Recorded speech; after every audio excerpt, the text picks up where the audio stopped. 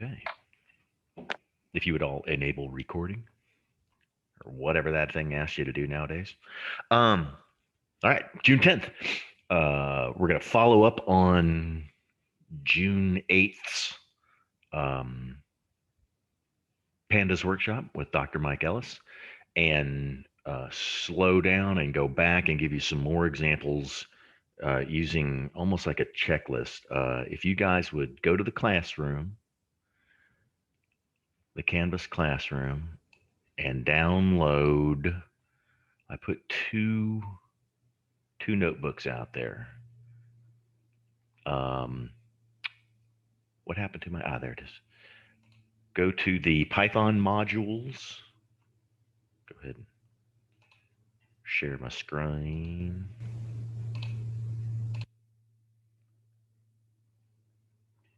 Oh yeah, I posted Tuesday's recording. Go down to our programming in Python module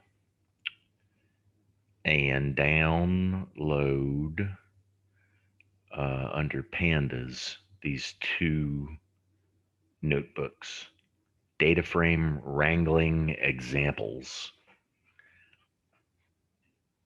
and then MariaDB connection. And download those to your notebook directory.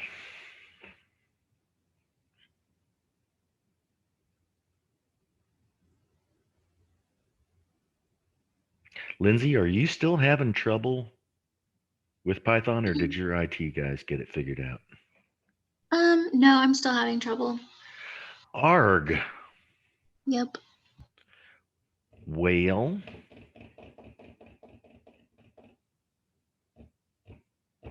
kind of hard to follow along and learn Python. I hope just watching is a little bit informative, but have you got a ticket with your IT guys? No, me and Gabe looked at it and it's just something that we're not going to be able to do on our work computers. Wow. They're Uh, pretty strict here. yeah. That I would love to figure out, and I'm sure there's something out there where I could do pretty much everything we're doing without ever installing any software. There's a web-based version of almost everything, and I mean, like Power BI, I could just not mention that and use uh, something else, Google Data Studio, or I think there's a web-based version of Tableau.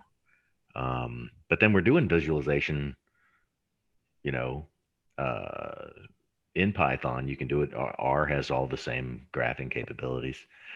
Anyway, and Excel. And anywho, okay, so everybody got those downloaded and installed. That's able to follow along.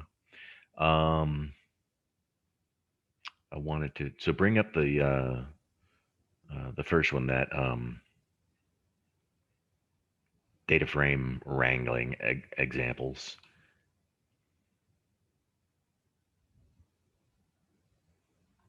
Okay, so yeah, I googled up common data cleaning chores, and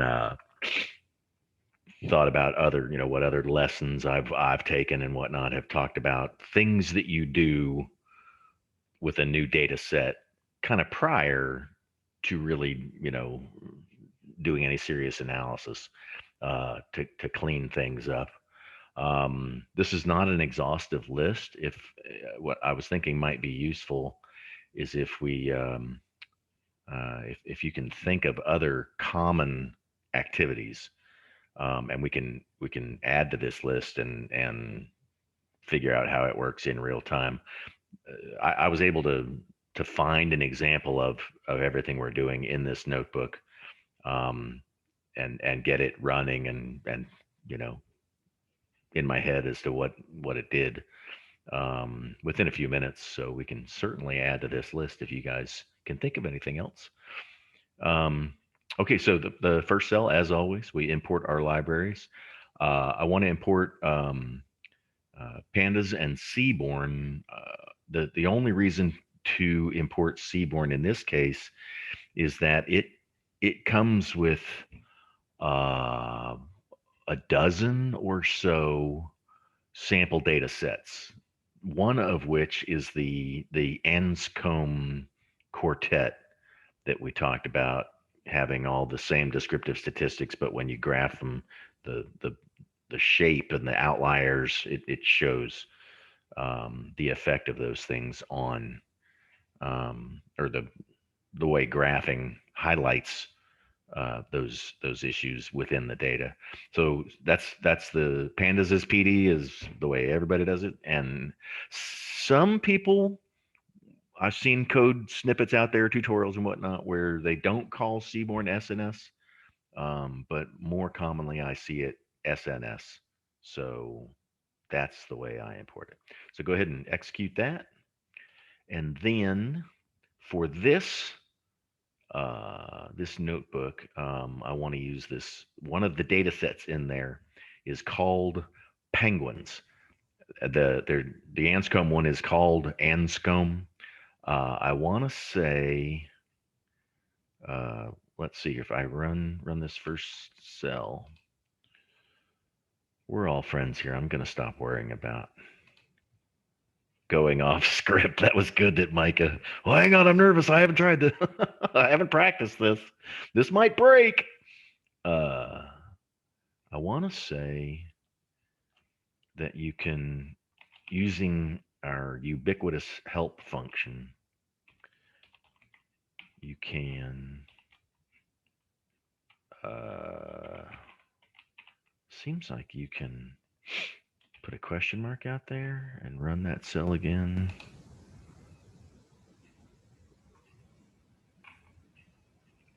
Yeah, it does the method, but it doesn't list the data sets. There's another method out there to list the data sets. Yeah, quit goofing around. You can Google it, and there's even a GitHub repository where somebody read them in and wrote them back out as a CSV so that you could use them in Excel or whatever. And those are easy to find online. But there's about 12 of them. So I wanted to use penguins because I thought it was it was a perfect little data set. It's not too big, not too small. It's got a couple of different data types. So I'll be using penguins here for a couple of different things. So just creating the data frame and viewing the structure. These are the first two. I went ahead and copied these 10 activities into a comment in these code cells so that you could refer back to it. So yeah, so we create a data frame, and the info method of the data frame class, because we've got a data frame object here. That's what that is. Just like we have list objects, and those list objects have methods like reverse and sorting and whatnot, or dropping values. Pandas data frame objects have methods. In fact, I want to say there's a couple hundred different methods that you can call on a data frame, where you can say df dot info, df dot describe, dot head, dot tail. There's about, I don't know, I there's too many to count on the documentation. So there's a lot of things you can do with a data frame. As I was kind of clicking through them and looking at a lot of them, some of them are, I don't understand why anyone, because it's open source. Pandas is something you can contribute to, and then there's a little ownership council that decides if they want to add your code or not. But anyway, yeah, there's methods in there that I don't think are worth calling, but they're out there. So if you click on them and read the description in the documentation, it tells you what they do. So anyway, common task is looking at the data frame and what you got, and whether that's a CSV that you the first time you pull it up in Excel, you got to look at it, right? So in Python, you use either .info or the next one .describe. .info just gives you pretty much a list of the data frame columns, how many how many objects or rows are in there, and then the default data type. Just like everything else in Python, it'll read that column and try and figure it out. Um, but as you will see, I think it's number 10. You can always change the data type of those. So we run the describe, which gives us our real quick descriptive stats. Remember from yesterday, but it ignores non-numeric, which by default they're just called an object, like species. There are several unique species of penguins in this data set that they've observed: bill length and bill depth and flipper length and body mass. And it defaults to object, but we can change that. Now that's a pandas numpy. That's not a base data type. So anyway, so yeah, describe is a method that you call from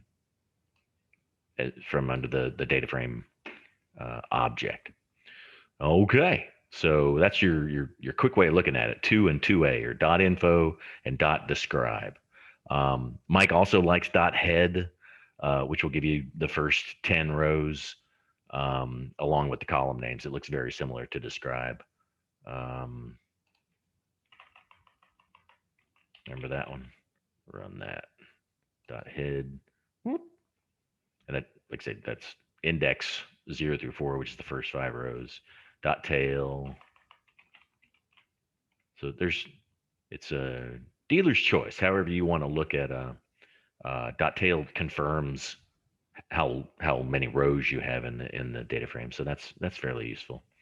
But yeah, you're welcome to type over those and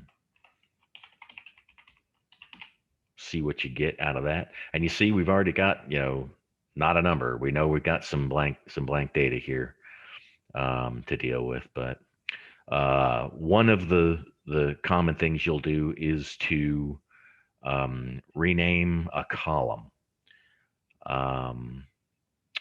And Mike mentioned this yesterday, but I just wanted to reiterate that when you are calling a lot of these methods, like the rename method is the way you rename a column. A lot of times they don't. It's not permanent. It doesn't actually affect the data frame. It's only for you know, it returns like a function call. You know what I mean? When you pass a numeric variable, um, and you get the response from a function. It doesn't change the variable. Um, it's similar with these data frames, unless you have this in place equal true, and you most of the time when you want to change your data frame, uh, you'll use that. I mean, that's kind of up to you, but most of the time, you're going to need that. So just remember that when you're doing these methods that modify the data frame, very often you need this in place equal true, but you got to get used to it and work with the documentation. Um, I'm it's not always a constant. There are things that I've done that I would have thought I needed that in place um, parameter, and it's not part of that method. It's just you just got to get used to the syntax. So there we go. So we're renaming columns, um, and we're passing that the the method is expecting a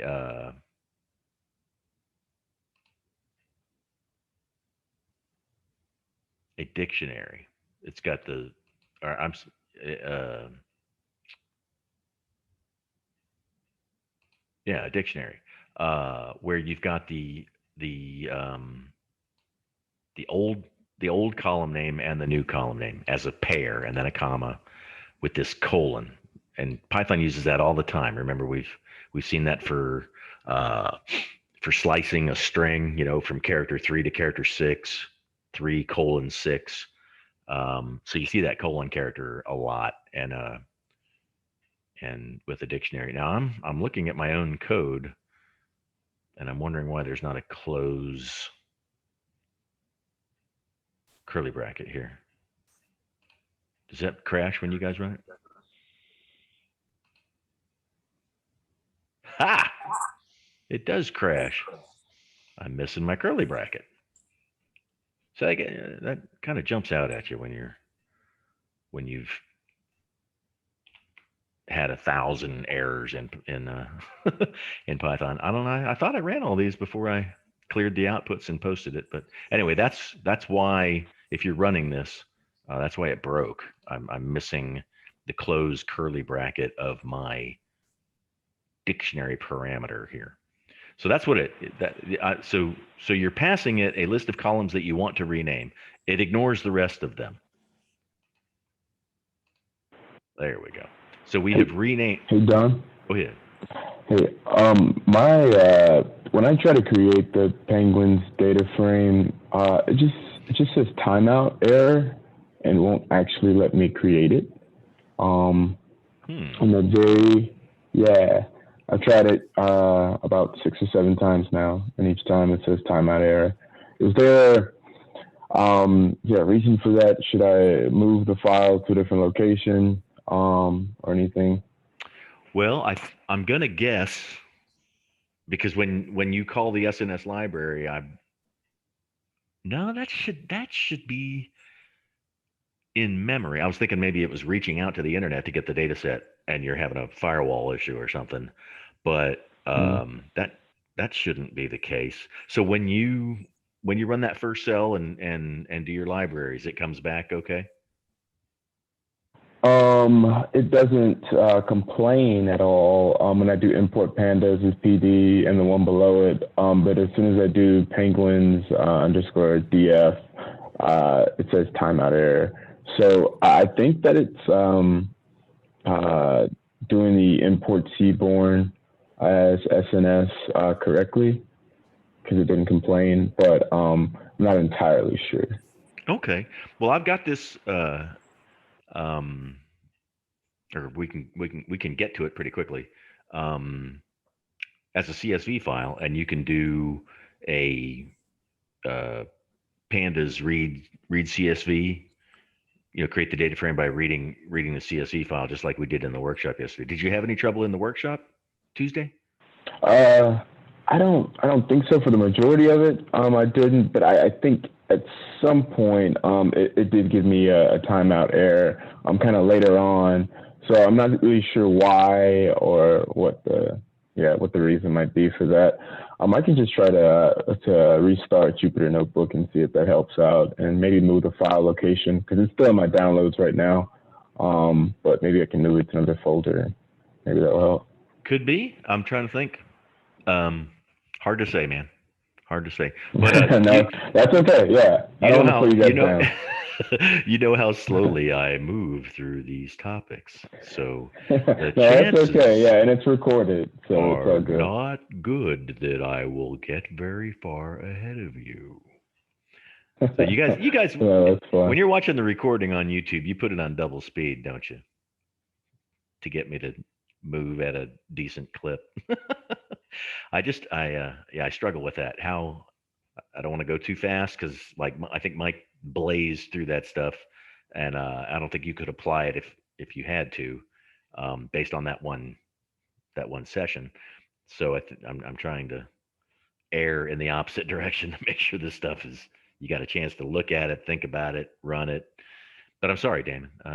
Maybe on the break, I'll find the Penguin CSV, and then if you do the the read CSV command, right? I mean, yeah. In fact, shut down Jupyter and Google it. Google, seaborn penguins data set in CSV, and it's out there a couple of different ways. The one I saw was a GitHub repository. Okay, I'll try that. Cool. All right, thank you. So there you go. So that's how you rename columns. It can just be a single column, but it's the same syntax. You got to tell it, rename this column to this name. But there's a sample code snippet for you to rename columns, which, since it uses the column name in a lot of these graphs and whatnot, that's always a good thing to do, regardless of the tool, whether it's Excel or Power BI or Python. Getting a meaningful column name is often a good thing to do. So there's an example of that. Sometimes, when we read in this data, a column is useless, like we saw in that that movies database I used for the Power BI demo. There were some things that it's all the same value. So you don't really need that column. It's just taking up memory, taking up space on your screen.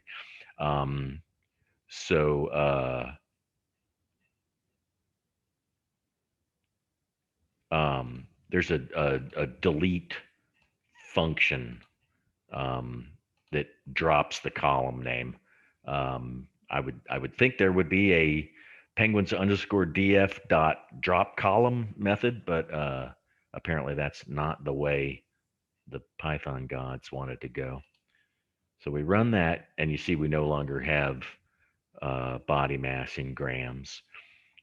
So yeah, you guys know, it's like you can either drop columns you don't need to get a data set, something more reasonable, or you can copy the data set into something and only copy certain columns. One of the things we talked about yesterday, and we kind of glossed over it, was adding a new column. In Pandas, to add a new column, you just mention it. There's no add column function. You just reference the data frame, and then remember the way to get to a data frame column is inside the square brackets, and you put the column name in quotes. And that's actually the syntax for a Panda series, which was the very first part of the lecture on Tuesday. Mike talked about the two types of Pandas objects. The first is a series, which is really just kind of a list of values. And then in the data frame is a bunch of series, each column being a series. So that's the syntax. If we weren't super clear on that, when you want to reference a single column in a data frame, it's in square brackets and the name of the column goes in quotes. And if you do an assignment statement on a column name that doesn't exist, it'll create it. So make sure you're checking your spelling, because if you intended to do some sort of assignment statement and it's not a new column, it'll create that column with the misspelled name. So be careful there. Okay, so this one, I'm adding the column flipper length in inches by looking at flipper length, which we have here. It's an existing column, times, and that's the math for conversion of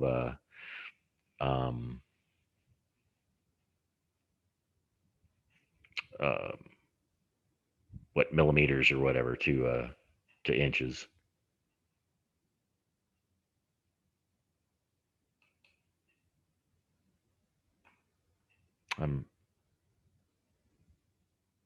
Yeah, flipper length in millimeters is what it used to be called.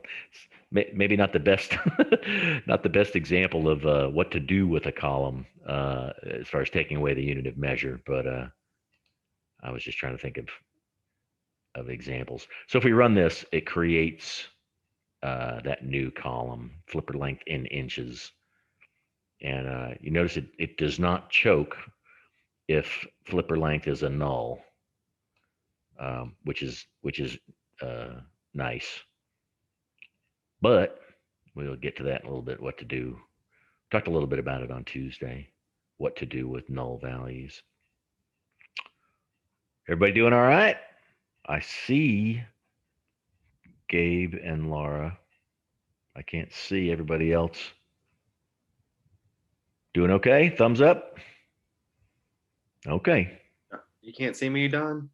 There's Chase. No, it's my fault. I don't have I've minimized my, what do you call it? Let me pull it up. There's everybody. Yes. The friendly faces. All right. Yeah, I've got a 27-inch monitor. I only have so much real estate and I'm half blind, so I minimize my camera view. Okay, so getting to number 6. Just like in Excel, just like anything else. Sometimes there are rows in that data that you don't want. Say you've got, the last 100 years of data and you only want the last 20 or whatever, So for any data cleansing operation, filtering rows, and I said subsetting, which is I thought was the correct term. I might called it slicing. I'm open to debate on that. Does anybody have that solid in their head, especially you guys with analysis experience? I think we call that subsetting. Right? Generically? Yeah. Yeah, I thought so. Yeah. I think they're also. I think slicing is also referring to certain rows. I know slicing in like taking a slice of a string variable, But anyway, anywho, if you want to just grab values, and there's other ways, there's other things you can put in this comparison thing that we could play around with.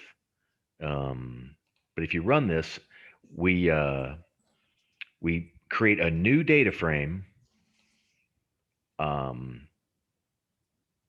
that is our current data frame, where the current data frame species column is equal to Adelaide. Remember, there's three species in here.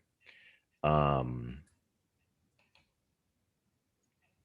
that automatically, remember the vectorization thing is there? Dude, where's the loop? It automatically zooms through the entire data frame and does this comparison operator on each row. Like a brief conversation I had with Mike yesterday, in old school programmers' heads, I would have had to write a for loop, for I equals 1 to number of elements, transfer each row if species equals Adelaide kind of thing. I would have had to write, 6-8 lines of code. And pandas just, Python, these libraries, they just do it automatically somewhere, either in pandas or in its underlying library, NumPy. There's a loop, but in this shortcut using this library, it's automagic, which is way cool. So this just puts all the Adelaide penguins into a data frame. And like I said, I want to go off script here. I want to see what happens if we made a data frame off of the full penguins data frame called Big Bill DF. And I want to grab all of the penguins of all species that have a large bill length. Say this is just an example of filtering by rows. So I will say that that data frame equals penguins. And I hit tab. That's how that popped out magically. I hit tab after PEN, and it knows the only variable we have in memory right now that starts with PEN is the penguins data frame. Penguins data frame, and then we want to look at bill, and I think it's going to automatically pick that up. Not, got to be in quotes. If I type bill and hit tab, it does bring up bill length. So we're worried about long-billed penguins that we want to create in a new data frame. Let's see. So we've got our comparison there, and I want to say is greater than, looks like we got 17 to 19 or so. So let's say greater than 18.0.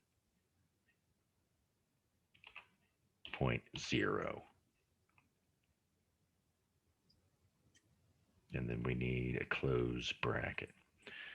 Now, before I hit enter, I can already count, just counting.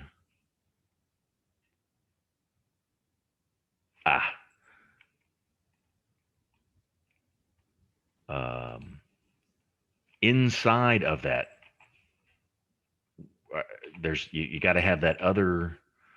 You got to tell it what what bill length are we talking about here? Let's see, bracket.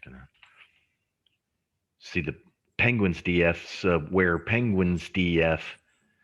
So this is saying, give me from the penguins data frame all the rows where the penguins data frame bill length. You can't just say where bill length is greater. You got to, because it doesn't know what bill length is. It's penguins DF open bracket. It's this whole syntax, not just bill length. There is no variable in memory called bill length. So that's why you've got to fully resolve the data frame and the column, and then you give it the comparison operator. Now I am 14% confident that this is going to run the first time, but let's see. Big bill underscore df dot head will overwrite the previous dot head statement. Let's see how that runs. Woohoo! All right. So that's just another example of subsetting. You guys are welcome to type all that in. Did anybody, did anybody type that in and hit execute? Got it going? Got it going on? I typed it in, but I'm getting a syntax error.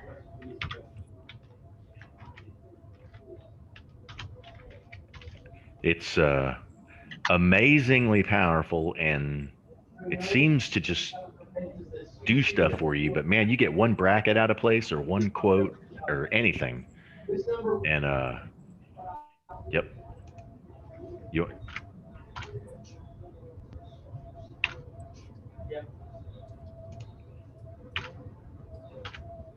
I don't think we're getting the subset that we want, because I think the bill length, like all of the bill lengths, are over 18.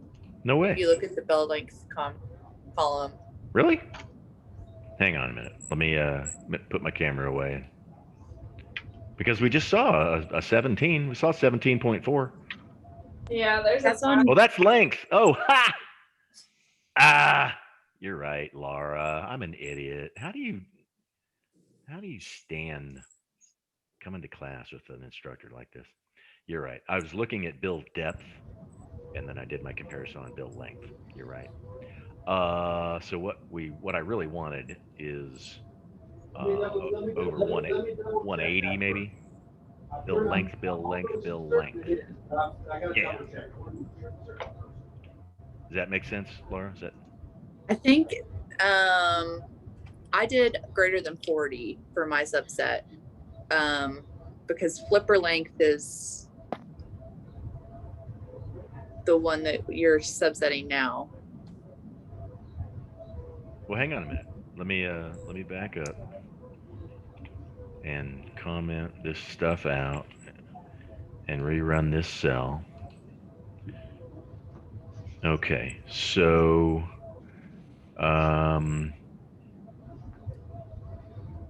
we're just going back to penguins. So penguins df dot values, I think. Bracket. I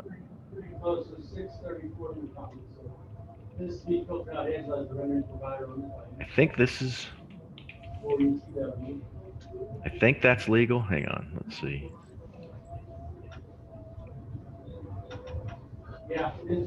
No. Penguins DF. I'm just trying to get some more values here.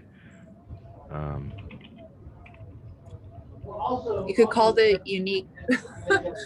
Yeah, I could call one the value counts or whatever, or unique. Let's do that.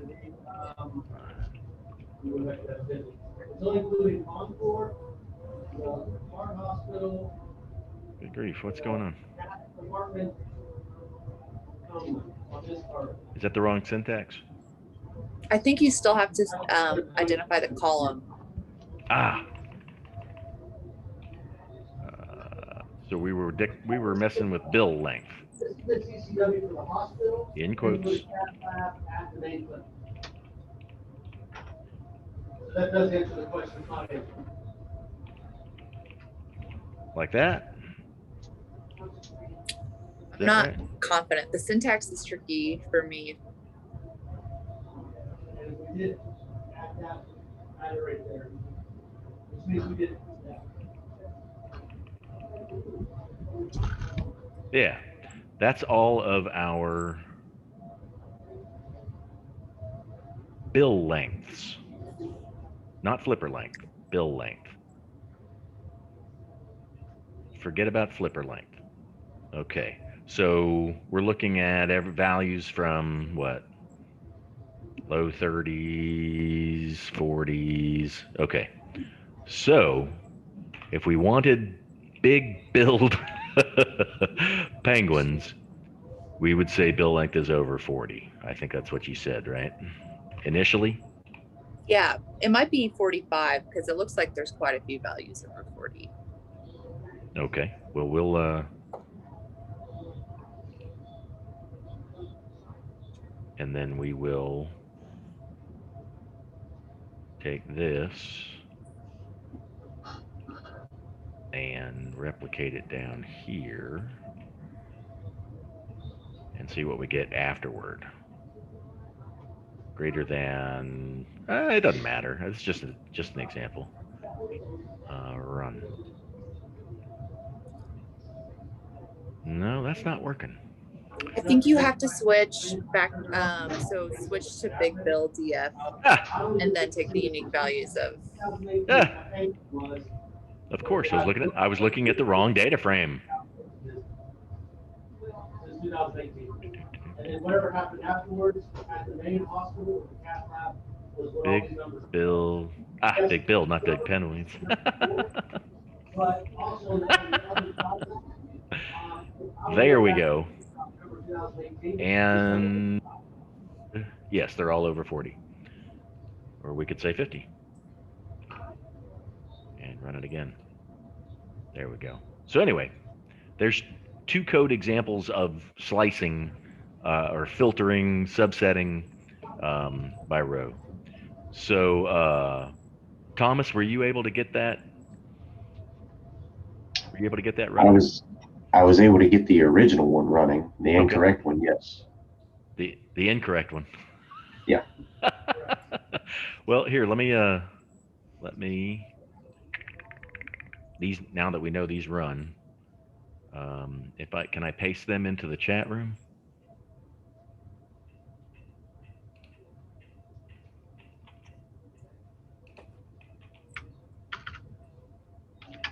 It looks like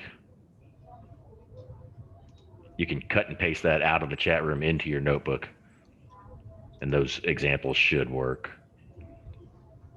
Okay, 9:20.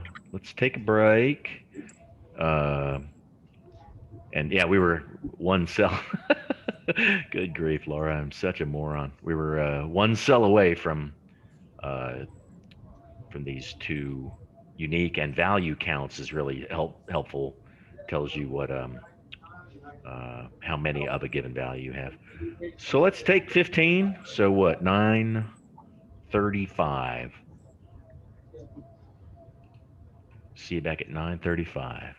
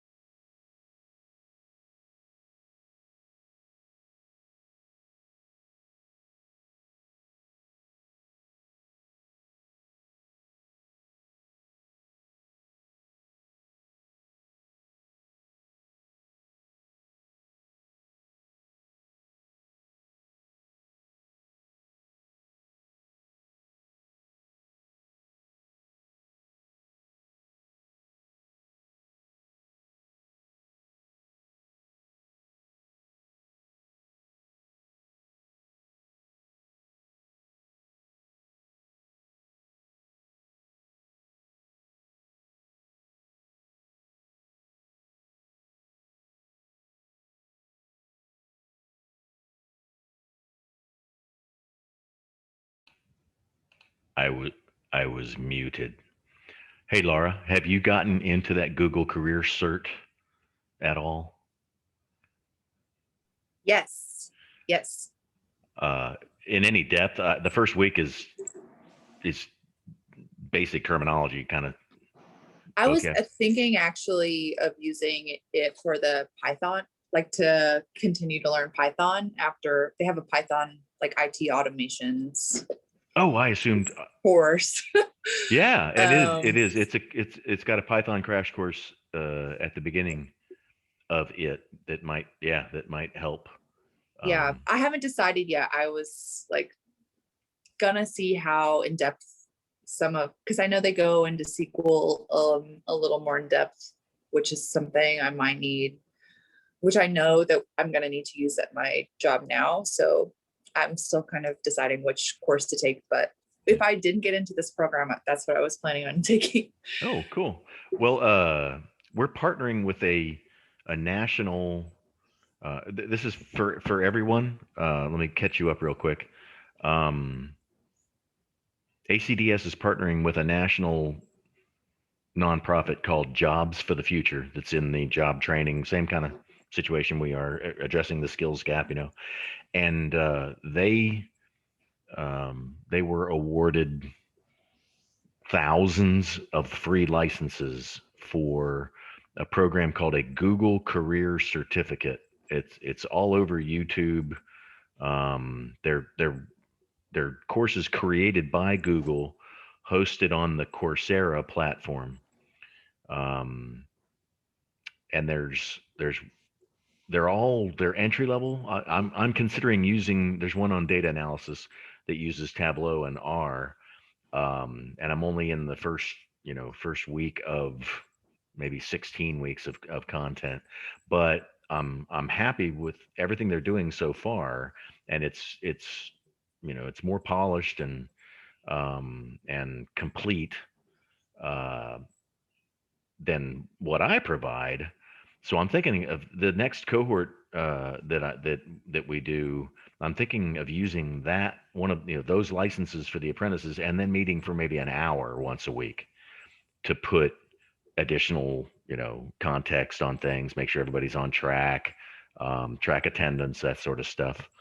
But anyway, you guys, all y'all, there are 5 courses in that Google Career Certificate uh, um, world so far.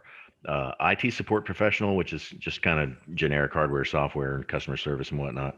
But then they've got a data analysis one that goes into Tableau and R and SQL.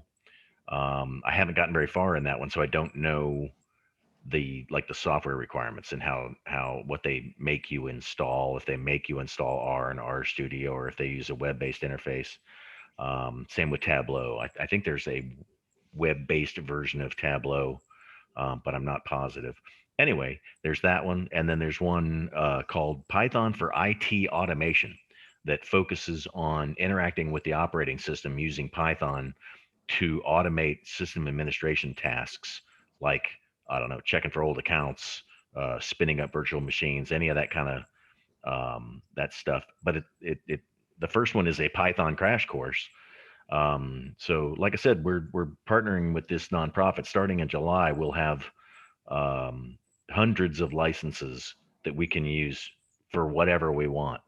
So John, do you know if it's possible to get any for like my partner organization? Like White Spider, I think, has some people who like they want to cross train basically. Mhm. So is that something that would be available beyond just the cohort that's specified for the program? Or Yeah, talk to Ryan has been in on the apprenticeship discussions. If you guys have coworkers that are re-rolling, um, we do apprenticeships with self-paced content as well as these organized multi-company community cohorts. So yeah, if you've got coworkers that are re-rolling and can use training, it'll very almost definitely count as an apprenticeship, and and we can provide training. Could be synchronous, could be depending on what they're doing, and changing. Could be as modest as one of these, or an instructor led thing through Ed2Go. I mean, there's a bunch of different ways to provide this kind of training. Just let me know. But as we close out the course, guys, I'll have more details. If you want more content, particularly R and Tableau, which we won't go into, those are available in that Google cert. But then there's also one in project management. Like, it's kind of like probably wouldn't quite be PMP. It might be CAPM, Certified Associate Project Manager level training. And then, so there's IT support, project, data, user interface, user experience design, which may be something useful. And the Python, uh, automating IT processes with Python. I think it's called something like that. So anyway, yeah, we'll have plenty of those to spare. But for you guys, and if you have coworkers that let us know. Let us know. All right, back to our discussion. Share my screen, whole screen, nothing but the screen. So there you go. So we left off subsetting or slicing rows, which is common task in data cleansing exercise. Data wrangling. Okay, so number 7. These are the two. Let me comment this out. I started to do something.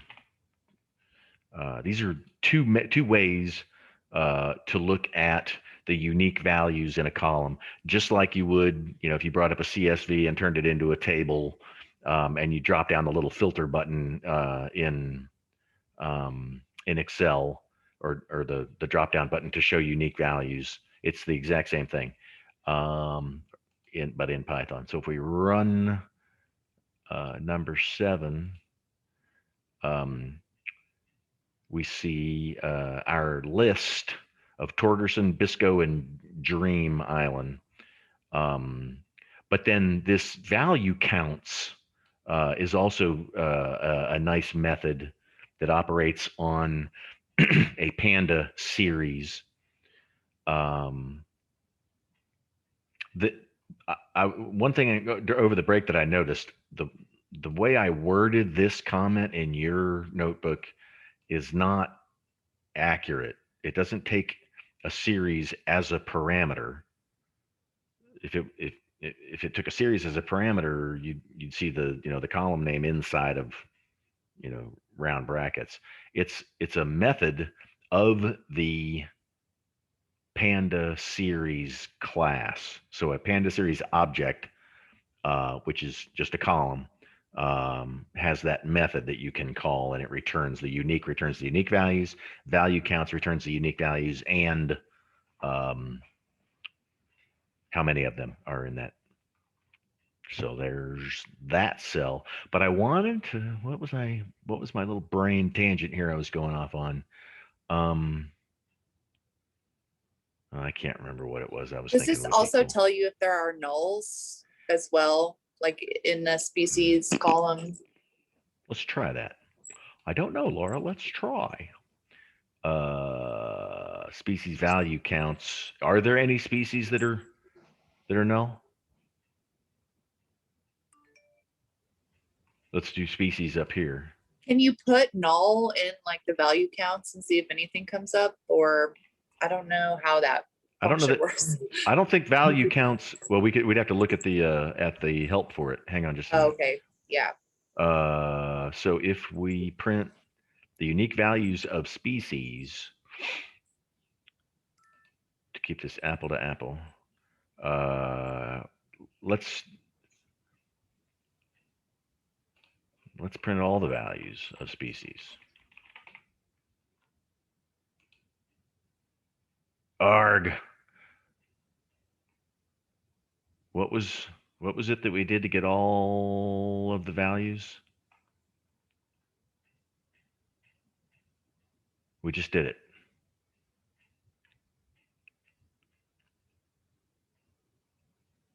Or did I never get it? Yeah, I got it running.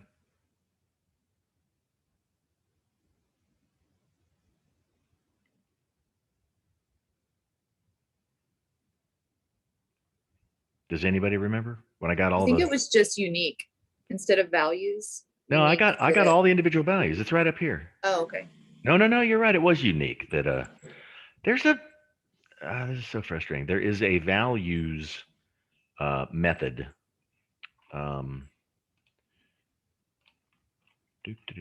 Pandas series values.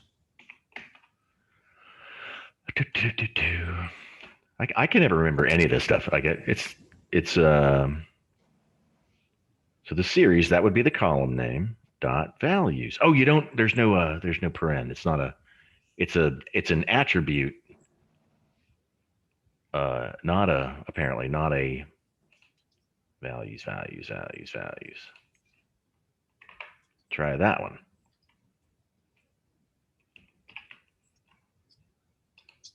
Boom. There we go. Looks like there are no null. There are no null species, but there were lots of other nulls. Flipper length was null.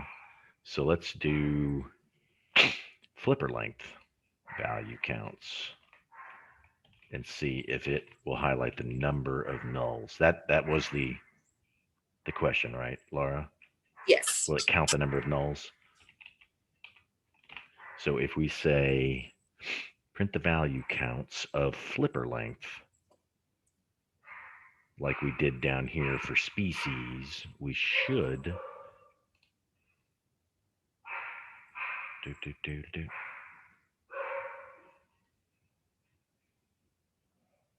less and less and less and less and less. It does not count nulls in the value counts. So I'm curious. My dogs are going nuts. I wonder in the certainly in the documentation, Panda series dot, and down here somewhere will be value counts. It may specifically tell you in the documentation.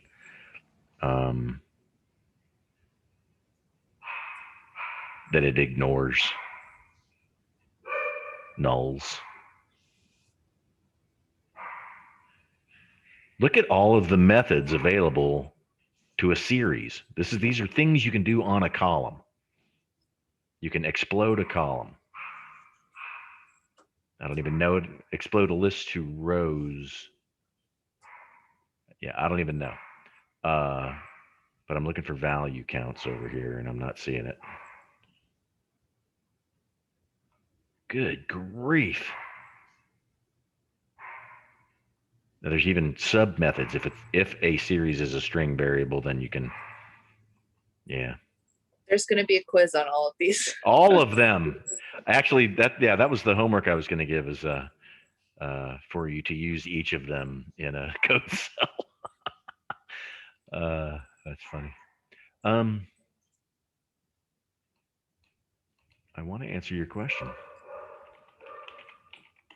It's just a current problem that I'm having to work with is counting nulls in some of our data sets, and I was wondering, Well, I because think I'm struggling doing it.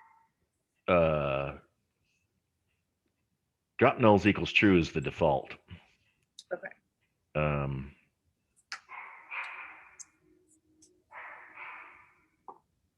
Yeah, see, there you go. In the documentation, this is how you answer a question that you have in your mind. You find the documentation, and these are the parameters that you can pass to value counts. So there are parameters that it will take. One of them is drop the NAs out of the count. Now it defaults to true. So we somebody's ringing my doorbell. I apologize, guys. Let me. No one ever comes to my door. Hang on.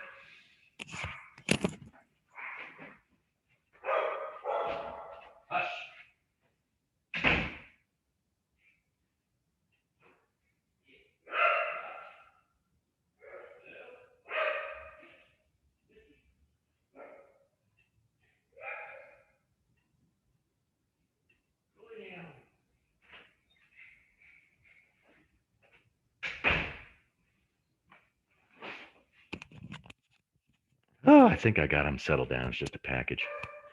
Dogs. Anyway, yeah. So let's try and add this drop na equals false, like in place equals true. So we'll try drop NA in here and see what we get. No. Flipper length, value counts. And if I hit tab, it should, no.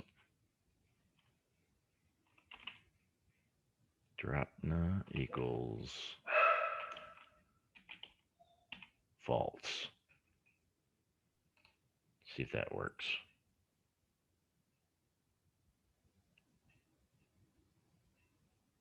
And we can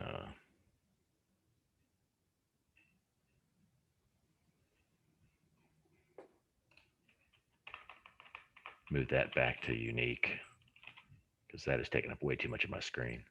Let's see if this see if this will work.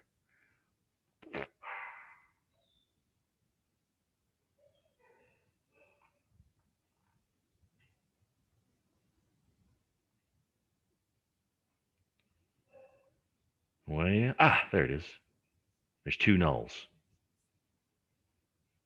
So there you go. Woo! Made Awesome. something work off the cuff. Thank you. Sure. Yeah. What I mean, the documentation can be really cryptic, but the more I look at it, the more I, starts to make sense. Okay, so that's just a way of looking at columns, guys. Everybody, everybody, keep up with that. Holler, slow me down if needed.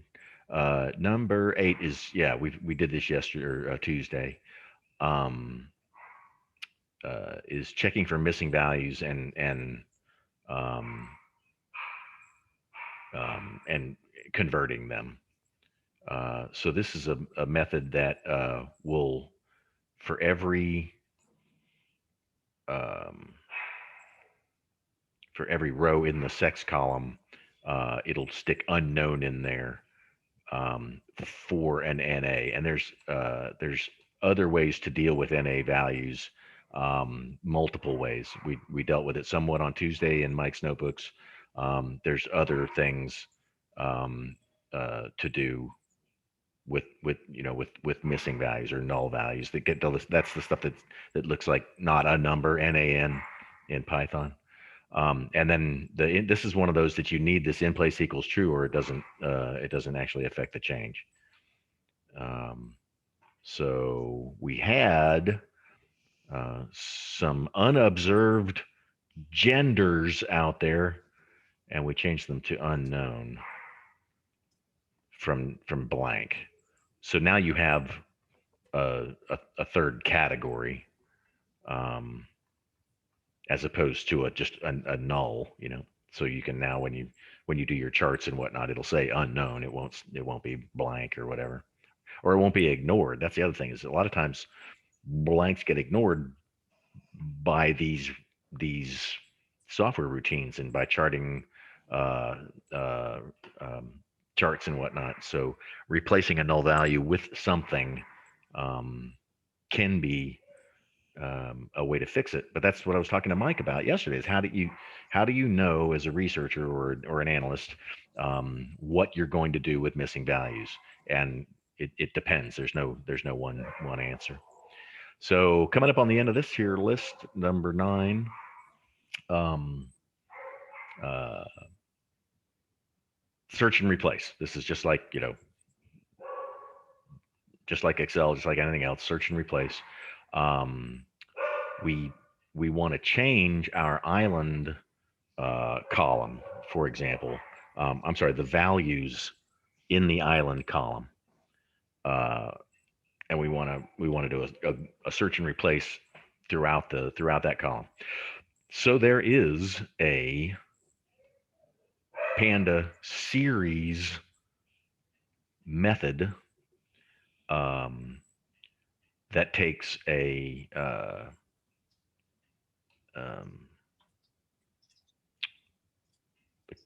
the old column name and the new column name, and the old column name has got to be in a list. So that's why you got to have these square brackets.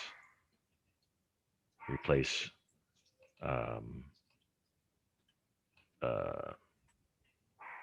Bisco with biscuit, just for example.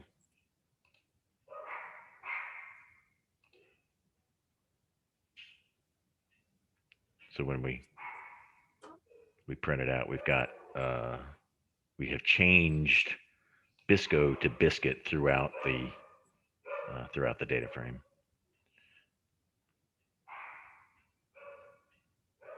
And yeah, the replace documentation would tell you more about what it's expecting here, which should be a Panda series,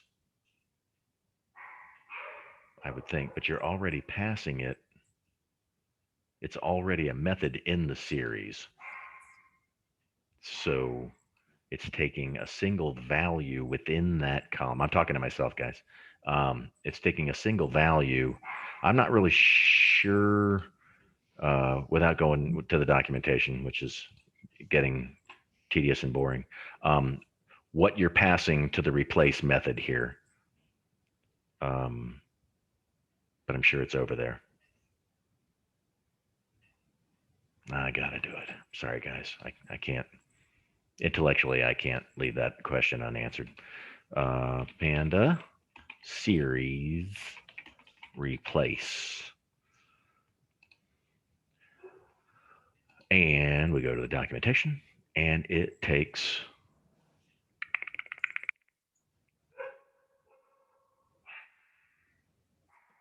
any of these things, any of these value types. So we passed it a list with a single value in it. I got to try now. I got to see if I break it by going like this. Why do I need that bracket? That just bugs me. Replace Bisco with Biscuit. Well, we've already done that. So let's replace Biscuit with Bisquick. That should work according to my reading of the documents. Let's see. Bisquick. Woohoo! There you go. See, I was reading my own code going, what? So this first parameter is very flexible by taking all these different data types. And if it's a dictionary, boy, that would get complicated. You would need to look at some code snippets. Okay, that's enough of going off script.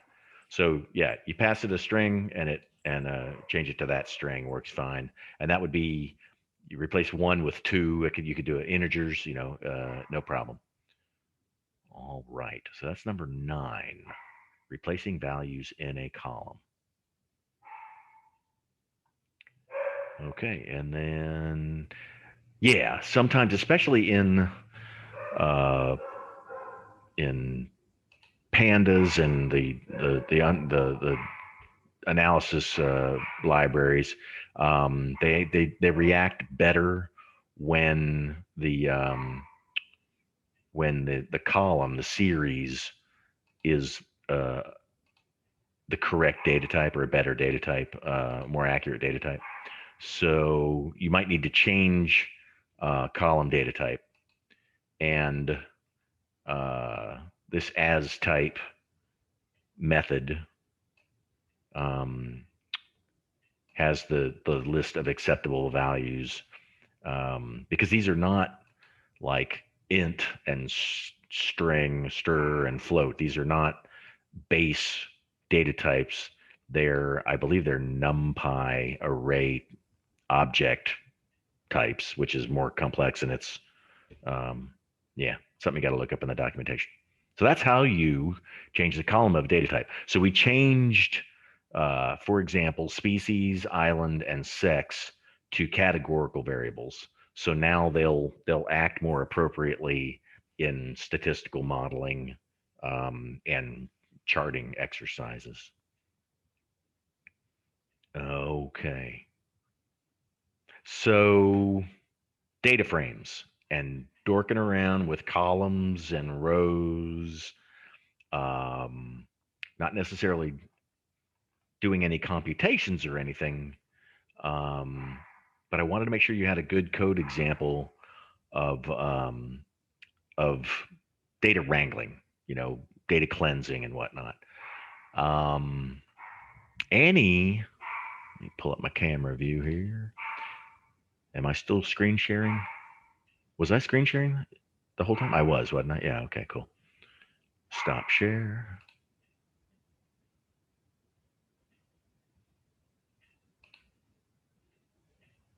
All right.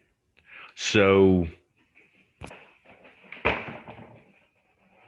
give me an idea how we're doing here on the concept of a data frame as it relates basically to a spreadsheet table, kind of thing. Chase, you look like you're wanting to chime in. Well, it kind of reminds me of some of the stuff we did in MySQL, where you you're joining things together. It just kind of seems similar to me. And I would think you all would really like some practice exercises and some hands-on suggestions. I can do that. I can do that. It's a Thursday. There's a couple of other things I wanted to show you. And then I'll come back to the whole concept of practice, because I want to do another free form. You guys choose the data you want. You guys tell a story in a Jupyter notebook. Whether it's a CSV, you can use one of these Seaborn data sets. There's stuff on Kaggle. There's just any number of examples out there. You can use your U.S. states. That was kind of my original intention, was that you could use the take your clean CSV from your U.S. states and bring it into a data frame and do some descriptive stats, and then you've got examples from. Well, we'll get into it, and I want to have an actual discussion on that. So, I also wanted to show you, in addition to those data frame basics, the notebook to connect to the database. So, everybody, bring up that other one, that MariaDB. Share my screen again.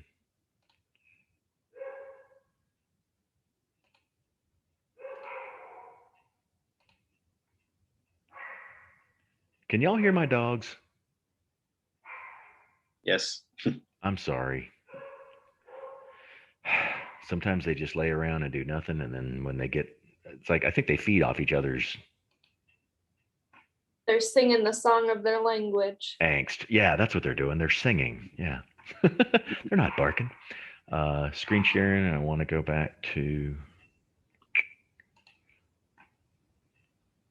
the MariaDB connection IPYNB. This is another technique I wanted to be sure and show you guys. And depending on where you are,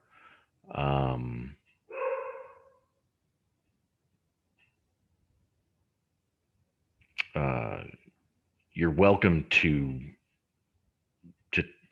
mess with this. You know what I mean? To like, just I created this out of my head, just kind of thinking of what might be useful things to show you guys. But you can query either the Northwind, remember our little college database, or that more extensive Northwoods database. And remember, the one in MySQL, the one we were working on with Workbench, is more extensive than the one on W3 Schools. So anyway, I wanted to show you guys that Python can connect. But no, I just remembered. Has anybody ran this first cell yet?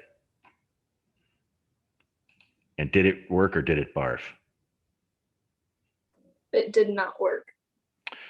That is because you don't have MariaDB installed on. It doesn't come by default with Anaconda. So I'm just gonna be able to show this to you, and then there's an import statement that you do in Anaconda, an install that reaches out to the cloud and pulls down that MariaDB connection thing. So that is liable to give you trouble individually. So let me just show you how connecting to a database works. And then if the install command doesn't work for you guys, we can troubleshoot that individually. I know some of you have some Python expertise at work that can help you get it working if I can't. Okay, so back here. All right, so there is a library. There's one for Oracle. There's one for MySQL. There's one for pretty much every database you could think of that is a connection library built specifically for that database. So in this first cell, I'm importing MariaDB as the name of the library. And again, you're going to have to do one line in your Anaconda maintenance console that installs that. I apologize. I meant to get this going and completely forgot. Um, and then we're importing pandas because eventually we're going to query data into a pandas data frame. And then once it's in a pandas data frame, you don't need the database anymore. You're off to the races doing whatever you need to do, as we've learned today and Tuesday with a pandas data frame. So in order to not distribute usernames and passwords, I gathered username and password from the console. There is a way to mask input data in Python where it'll do the stars if you're totally security minded. Um, I believe it's in the sys library. So if you're so inclined, I'm not really worried about these usernames and passwords for this MariaDB. So anyway, I gather some user credentials, and then this next part is it's kind of like an if then else. It's called exception handling, and we may not get to it in Python. It's a way that if what you're doing in your code causes an error, before it just barfs and gives you the error code, it gives you a chance to do something about it. Error trapping, error handling, it's called. So this one, if I passed anything wrong here, instead of just barfing, it would give us this error message. That's all this code does, is it connects to the database. And since I have everything correct, when I type it in, it's going to connect to the database. So I'll run this one. And my database username is dwalker, and my super secret ultra secure password is Friday123 bang at #. Okay, and because I didn't get an error message, I can kind of assume that works. But we always want to, interact with the database to make sure that the connection worked. So all this thing does is instantiate a connection object. Con is an object, just like a pandas data frame is an object, just like a list or a tuple is an object. So we're creating this thing con for connection by calling the MariaDB library connect method and passing some parameters. So that's all that does. So now we have a connection object that is whatever Python needs to interact with the database. So the next thing you need to work with the database, the next object is a cursor. And a cursor is an object that you iterate through. You move through kind of like a list, but it's just a holding spot. It's just a holder for now, placeholder, until we actually do something with the database. So we actually execute the cursor using some sort of legal SQL command inside of as a parameter. We execute whatever's inside this parameter. Show databases is a legal SQL command. You can show user, you can show database, what schema you're in, you can show tables, you can show all kinds of stuff. Show databases actually shows the schemas that we see in MySQL Workbench. So that's what that command does is and it's not, it should be show schemas in my lexicon, but it's not. So databases is an object, um, a list actually, that you get in response to fetching the cursor. And I know it seems like it's multi-stage, and it is, and there may be more efficient ways to do this, but not that I know of. You need to do this kind of in stages. Uh, it would be nice if you could just say that something equals a select statement, but you have to use these objects in order to get it down to something that you can actually use in Python.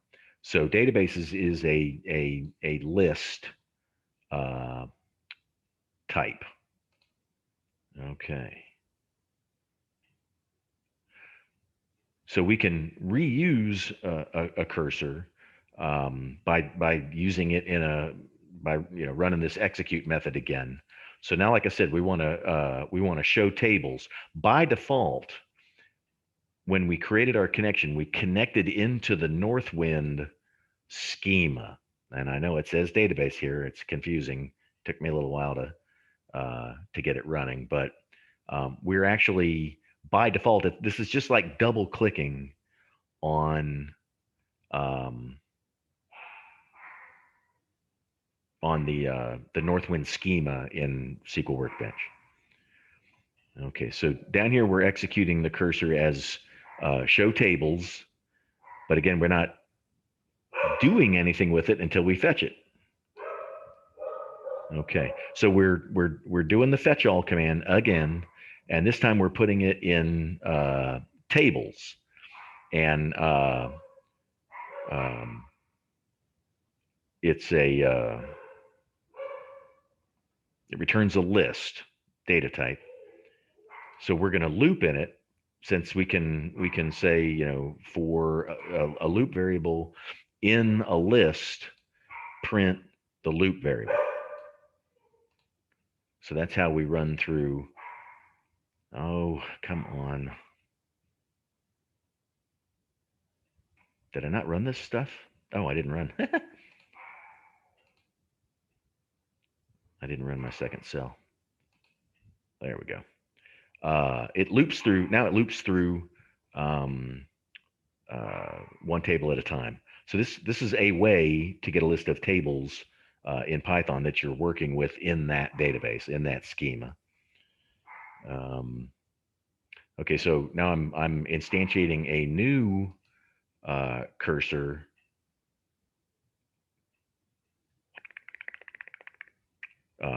Using my connection to the database dot cursor method that just grabs a cursor, just like we did up here.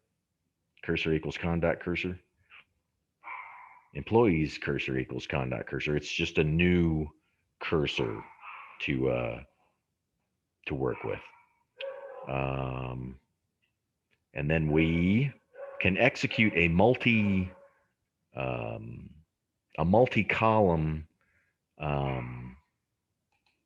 SQL statement. We don't have to do just show. This is where we can actually start grabbing some data, and it actually starts returning rows. So we execute that cursor, but again, we don't do anything with it in this cell. But in the next cell, I iterate through it just like before. So this is my loop variable, my loop counter, in the employees cursor, which is our actual cursor, and now it will iterate through one at a time. It's kind of like the fetch all. The for loop fetches the cursor one row at a time. The fetch all returns everything, returns them all at once. So this is how you would go through row by row, and then each row is a list item that you can subscript, just like we're used to, right? So I run that. I'm sorry, it's a tuple. That's important. It's a tuple, not a list. Each row fetched from the database comes back as a tuple, and say we can say cell 1, which is actually the second cell because it's zero based. So we say employee name is Nancy, Andrew, Jan. So that's how you go through a row at a time. But now what I really wanted to get to is a code example where you grab that same query where you're grabbing last name, first name, job title, and email address from employees.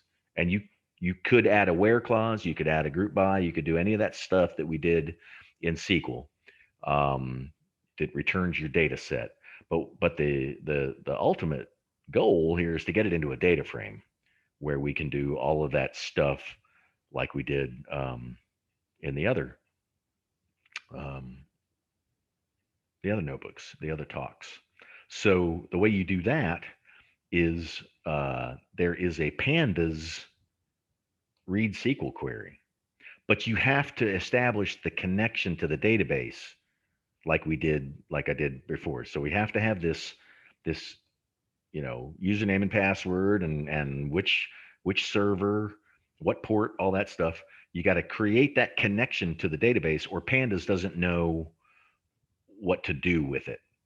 So that's an important parameter there that you have to set up first. But after you've got that connection, it's pretty straightforward to just run a SQL query. And that, like I said, that can be any legal SQL query. And it can be multi-line, and I'll show you how to do that. You just put a backward slash at the end of the line. So this is doing that same query as before, but it's bringing it all into a data frame, and then you're off to the races, right? Now each one of these are a panda series that you can substring. You could, let's do a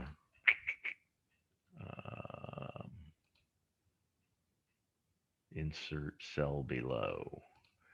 You could do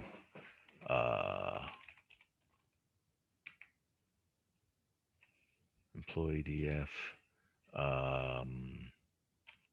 bracket job. Oop, it's got to be in quotes.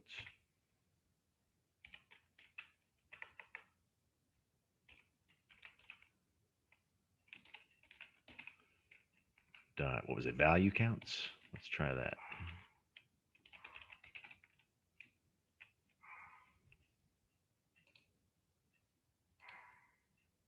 So we've got 6 sales representatives, 1 vice president, 1 sales manager, 1 sales coordinator.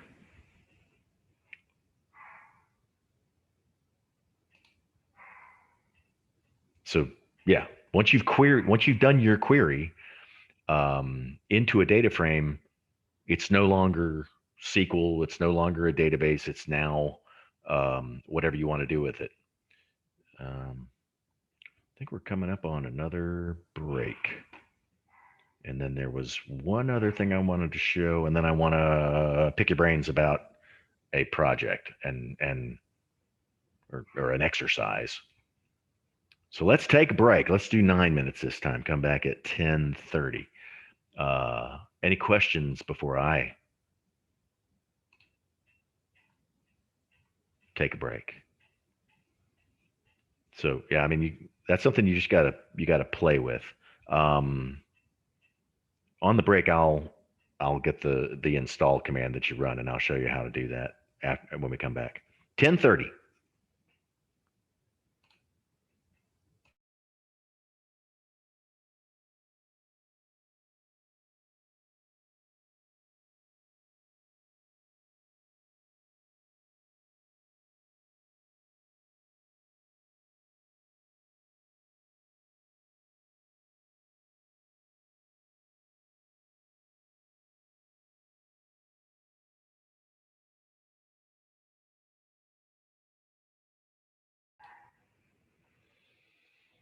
Okay, everybody back with me?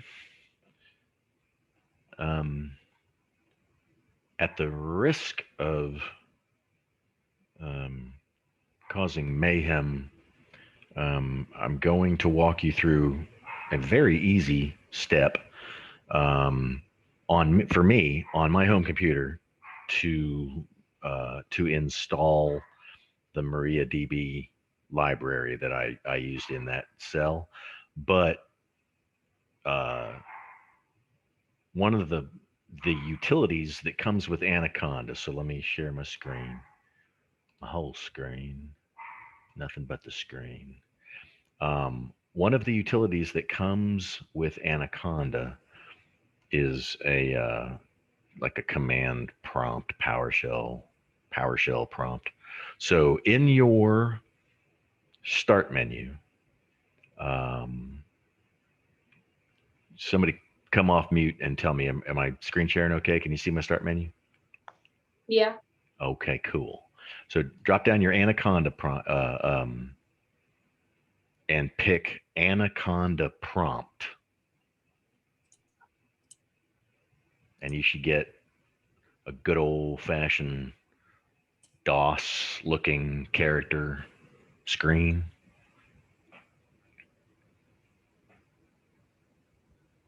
Yes. Okay. So inside of that, at the Anaconda prompt, there are utilities that are command line versus graphical. I think there's a way to do it graphically, but it's a lot easier, and there's more tips on the internet to use what's called pip, which is arguably called for Python installation program, package install program.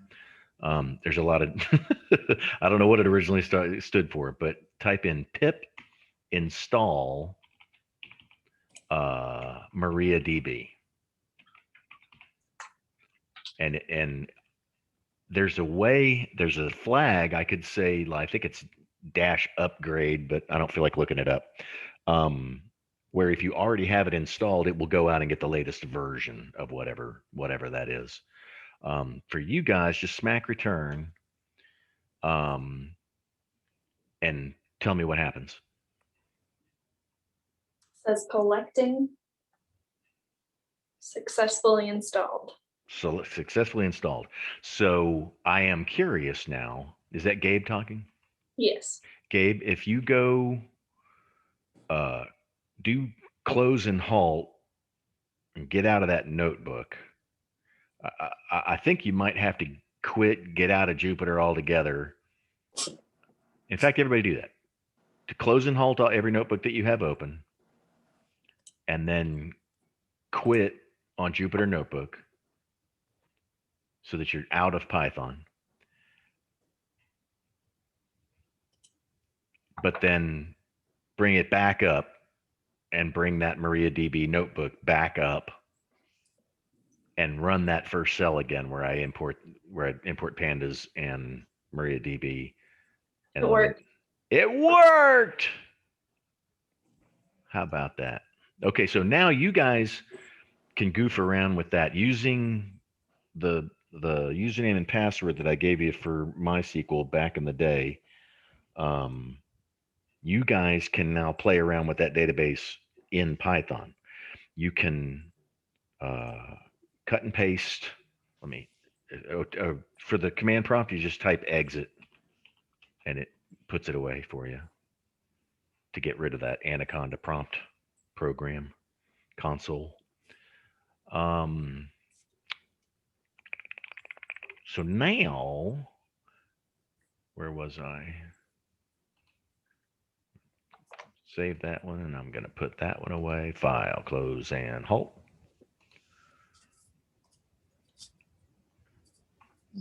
And then, is that the one? Yeah. So now when you run it, you should be able to type in your username and password, and then everything should work, except for the stuff that I broke. Didn't I? I had like a missing curly bracket, or was that the last? That might have been the last one. Yeah, I think everything should work. Gabe, while I got you talking, how's it looking as you execute each cell in order? I'm getting my username and password now. Okay. Yeah, from wherever that was filed away, huh? Yeah.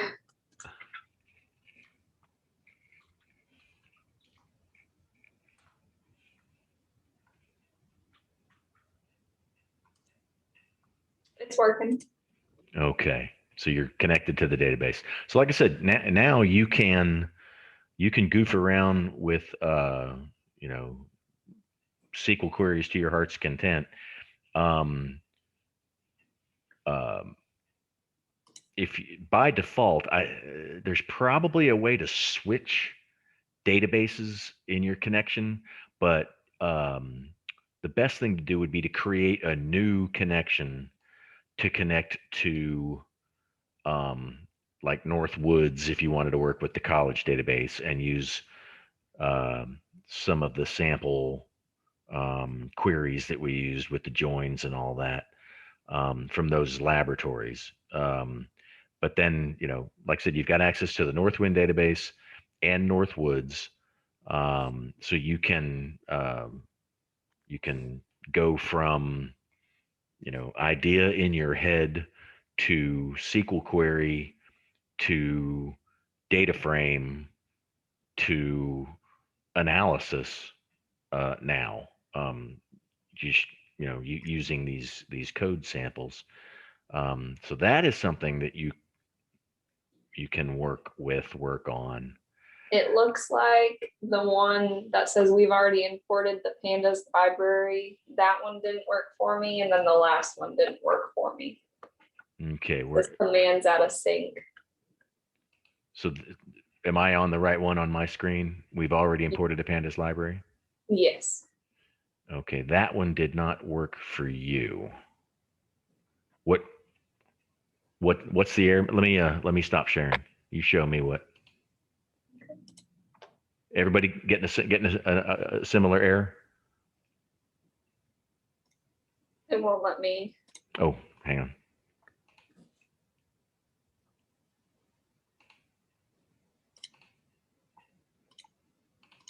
Get a shot.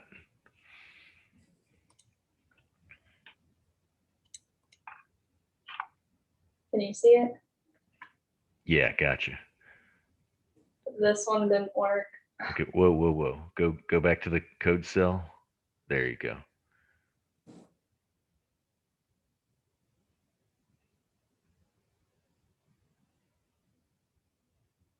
And you executed them all in order.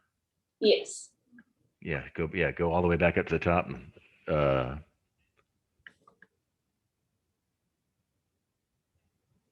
You connected. Yep, you're showing your databases. Okay, keep going down.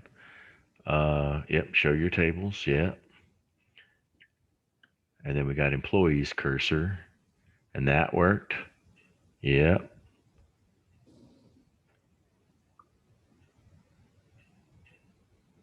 Interface error. Cursor execute args quargs.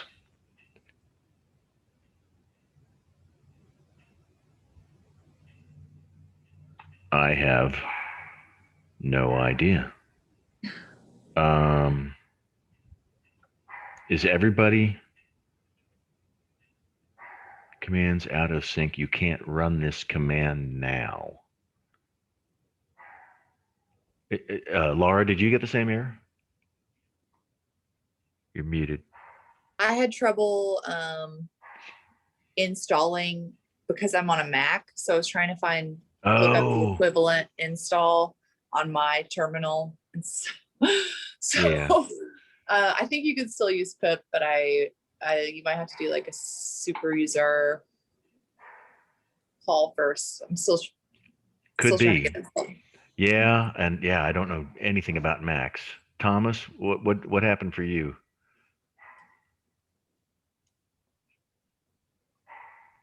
Well, you're off mute, but I can't hear you.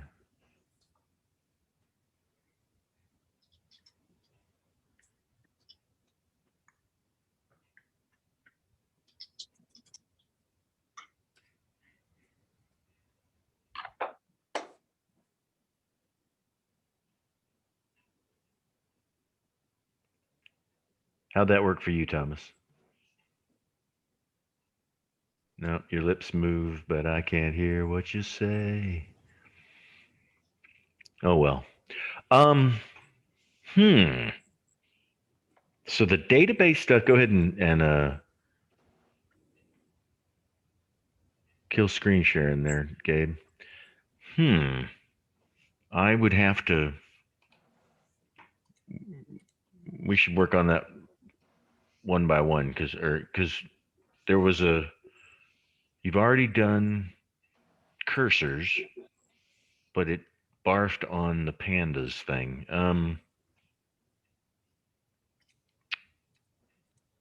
Yeah, we should set aside a 15-minute or something to get that trouble shot.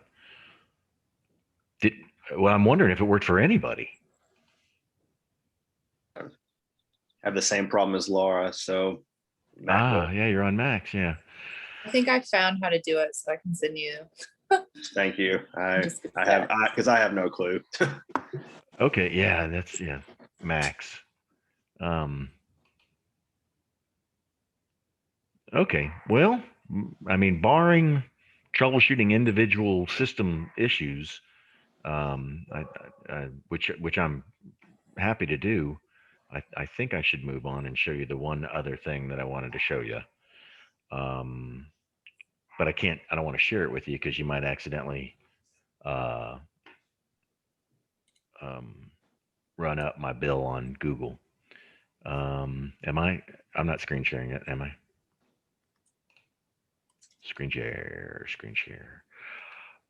In conversation with Damon and Thomas, we talked about getting data out of an API, and it took me a little while, some hours, but I got a sample working with Google, a couple of different Google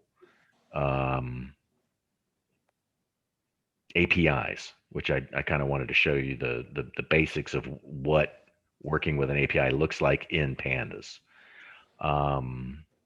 So, but I've got it hard coded here, so I don't want to. The first thing you need to do to work with, Reset everything and it worked. you reset everything and it worked. Yes. Well, yay! Gotta love reboot. When in doubt, reboot. Okay. All right. Good. Well, and Laura, you're leading the charge on apples for you and Yeah, I need to. You gonna share with the Waco guys Yeah. when you figure out what's going on? Awesome. Thank you. Rockstar. Hey, you haven't done your interview yet, have you? My interview. Oh, yeah, with Jim. Yeah. Cool. Yesterday. All right. He's a good guy. Yeah. Let's see. It was called something meaningful, like Google something or other. Google API fundamentals. I hope I'm not breaking your eardrums when I spout off like that. Okay, now I'm sharing my screen. Let me, I need to go to Google, which I think I already have.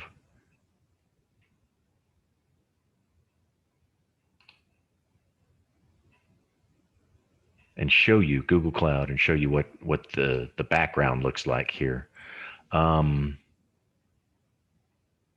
I have my Google Cloud Platform. You create a free account on Google Cloud Platform. That's the first thing you need. Or if you work, if you've got a Python developer shop where you work, they'll be all about this stuff. But this is what I had to do as an individual developer.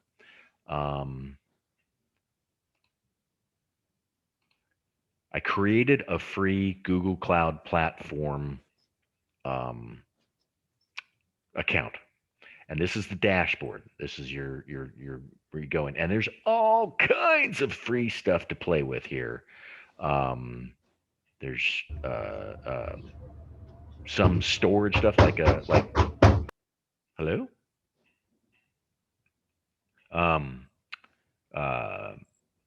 Like your cloud data storage. There are database, there's a cloud-based SQL database in Google Clouds, in Google Cloud, all kinds of stuff to mess with. There's data, data analysis tools out here. BigQuery is one you hear about a lot. I think that's Google. Anyway, lots of stuff, lots of functionality for free on and even more on a paid Google account. But what I want to show you was this APIs and services. Now, again, a real development shop is going to know much more than I do about working with APIs and doing this stuff in a production setting. But I just wanted to show you what I had to do to get my Python to work with Google Maps and Google Places. So inside of APIs, an API for you non-coders is an application programming interface. It's a technique where it's a lot like a function call, where you can pass a piece of software some parameters and it will give you back a result.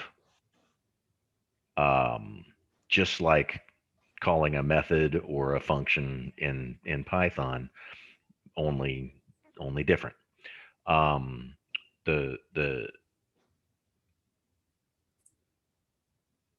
Well, I'll show you more than telling you. So inside of this Google Cloud API thing, the first thing you need is credentials. You need an API key, and that lets the API you're working with know who you are and who to charge, because there are APIs out there that cost money. And every time somebody hits it, it's a little tiny bit of a charge. Now, Google Maps and some other stuff don't cost anything at this level of use. So you go into Google and you create a new API key, and this is my API key for this current project. You can create a bunch of them. So all I did was copy this so that I could paste it into a Jupyter notebook. And then the other thing you got to do is go to the API library. And these are Google APIs. There are other APIs from other organizations that you can request data from. But all of them work similarly. You need an API key so they know who this is calling, what account to charge to, and whatnot. This is, I use the Places API, and there's a view all the maps API, distance matrix. Thomas had talked about figuring out how far people are away from clinics. So I thought, oh God, I really need to learn at least how to fetch some information using Python.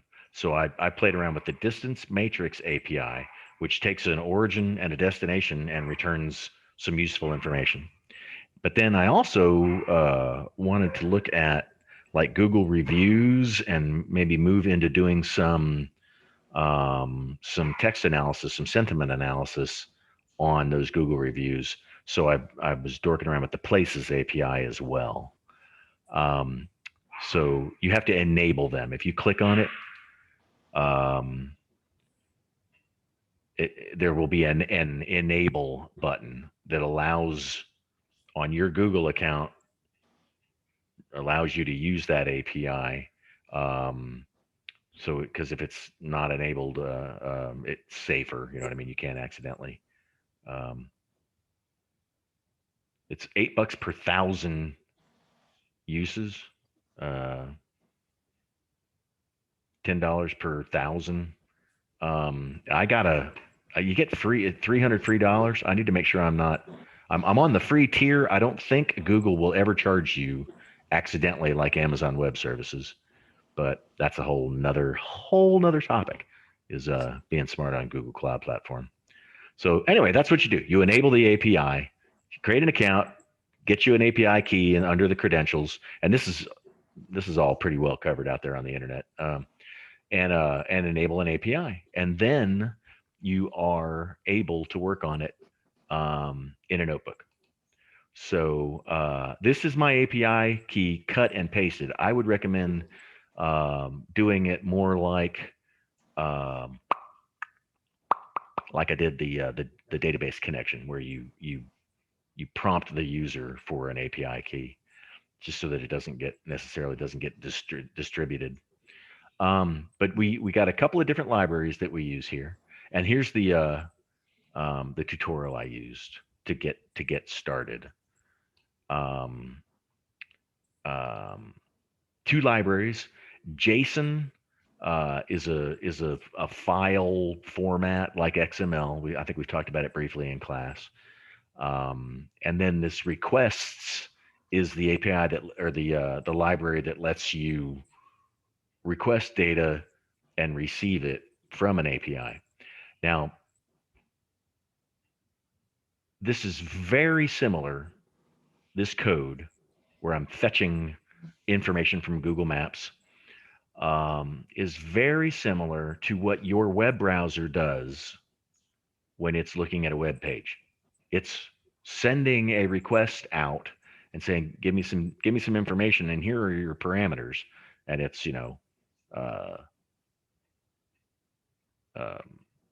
the URL and any other constraints, and then it gets that data back in the form of text and files, and it renders the the image, the web page on your screen. But this is kind of similar to that. This is sending out an HTTPS request.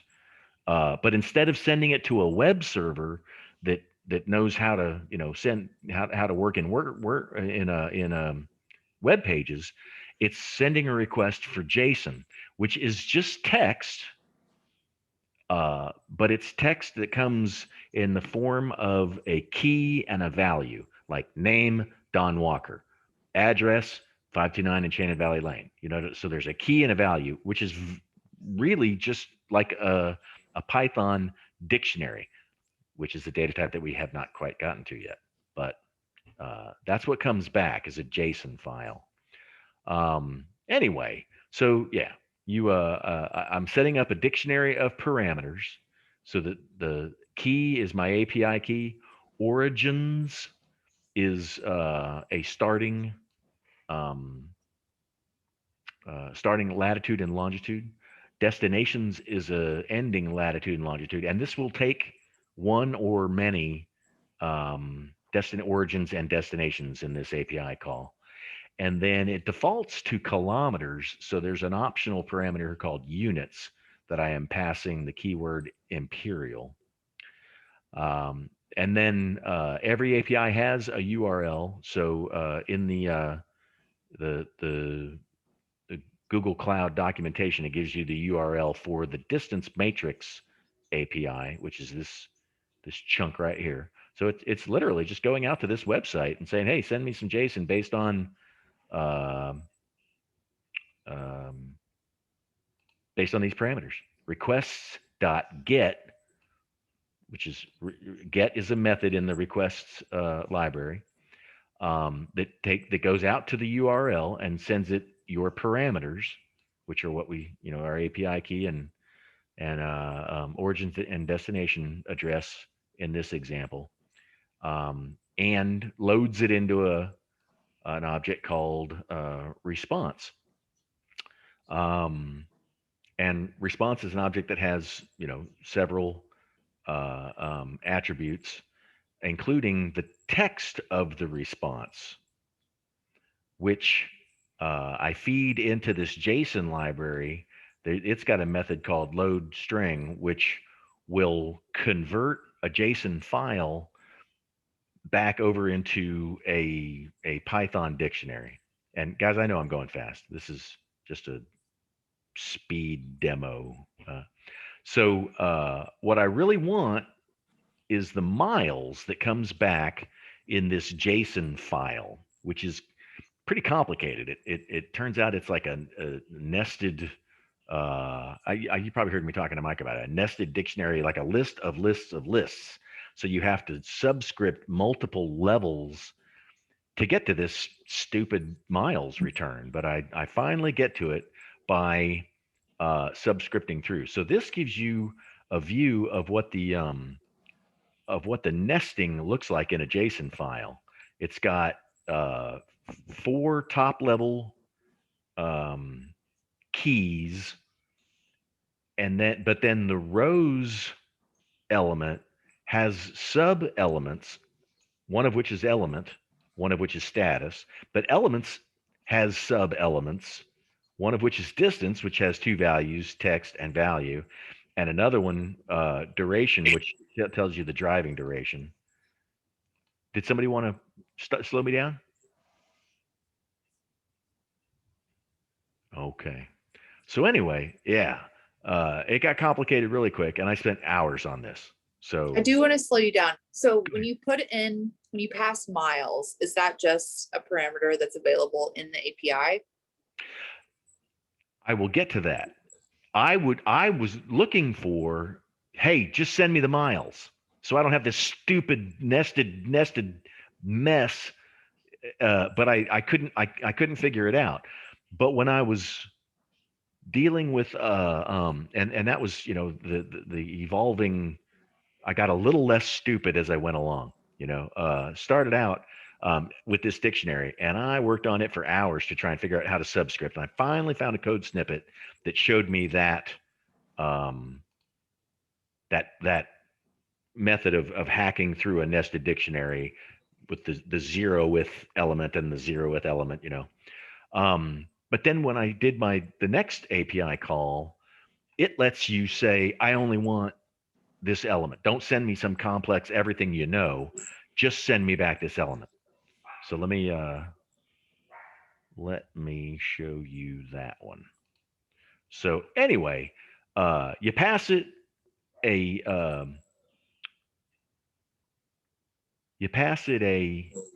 an origin and a destination, and you get all this stuff back. You don't want all of it. I don't care what the street address is of. This is ACDS where we work. It's the First Orion building in downtown North Little Rock, actually. And this is my home address from this lat and long. I actually clicked on my yard outside of the house to get the lat and long of my house, punched it in there, or cut and pasted off of Google Maps, pasted it into this Python code, and it knew through this API that lat and long is my house, which I thought was interesting, but I don't care. I want to know the driving distance. And this is not by way the crow flies. This is actual driving distance using the Google Maps routing, So anyway, yeah, all I really wanted was this miles text here. That's all I really wanted. And the way to get that is through this complex subscripting of I want to say result is a dictionary, and we use this key and this value, and it's more complex than I can even wrap my head around because of the nesting. I don't know the syntax in Python confidently enough to subscript through this nested nonsense. I intend to get smarter, but right now I had to find that code snippet that returned just the miles, the distance text out of that API call. So I included it in here so I wouldn't lose it. And then I printed out the miles, and it's 11. So now I have miles, the thing I really want. And I could loop through that API call. I could call that API. I could call it once with 1,000 destinations and origins, and get back a dictionary of the driving distance for those 1,000 things and then parse through that. You only need to call the API to fetch the data, and you can do it once or you can do it many times depending on your application.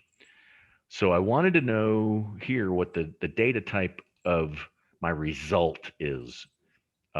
Result is the thing that we finally got to when we took our incoming JSON file, which is just text that looks a lot like a Python dictionary, but it's just text, and we load that string into a Python variable. And because of the way it's formatted, because of the this load string method, it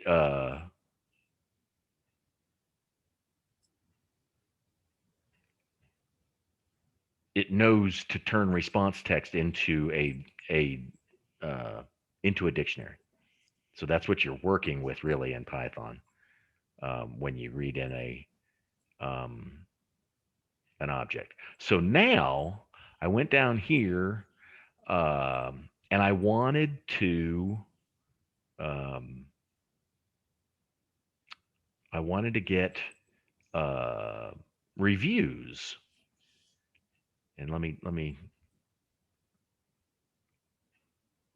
back up and read my code here. So, okay, so yeah, this was after I was working with Latin Long. I was doing some reading on how the places API works, and it will take a place ID, which is a little bit different. If you click on Google Maps, actually it was a search page where you give it a place, an address, you can search on Google Maps just like you search for destination, and it will pop up on that search page with the place ID.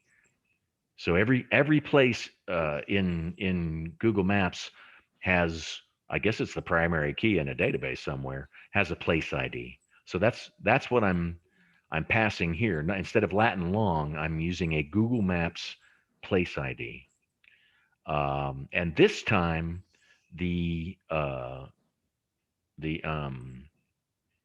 URL for the API it's not the same API, so it's a different URL. But this is still the same URL that's saying, hey, send me some JSON data. So what I wanted to do was use Arkansas Heart Hospital for the place ID. And Laura, just like you were saying, is there a way to say, just send me what I want? There is. The API tells you what all will come back by default. And it also tells you what parameters it accepts. And one of the parameters that this one accepts is fields. And you send that field a list of fields that you want. I only wanted the review, which itself comes back as a JSON object with multiple fields, but anyway. And then my key, I think that's just my API key again. 1NS, 1NS. Yeah, that's just my credentials from Google Maps. And so I passed that. Let me see if I can run this stuff in real time here. Run 11.4. And then, did I already run that? 11.4, run that. It's a dictionary. Yeah. So I wanted to pull the reviews for Arkansas Heart Hospital. I'm picking on you, Thomas, because this was all your fault mentioning map distances. And then I ran that. Poof. And I grabbed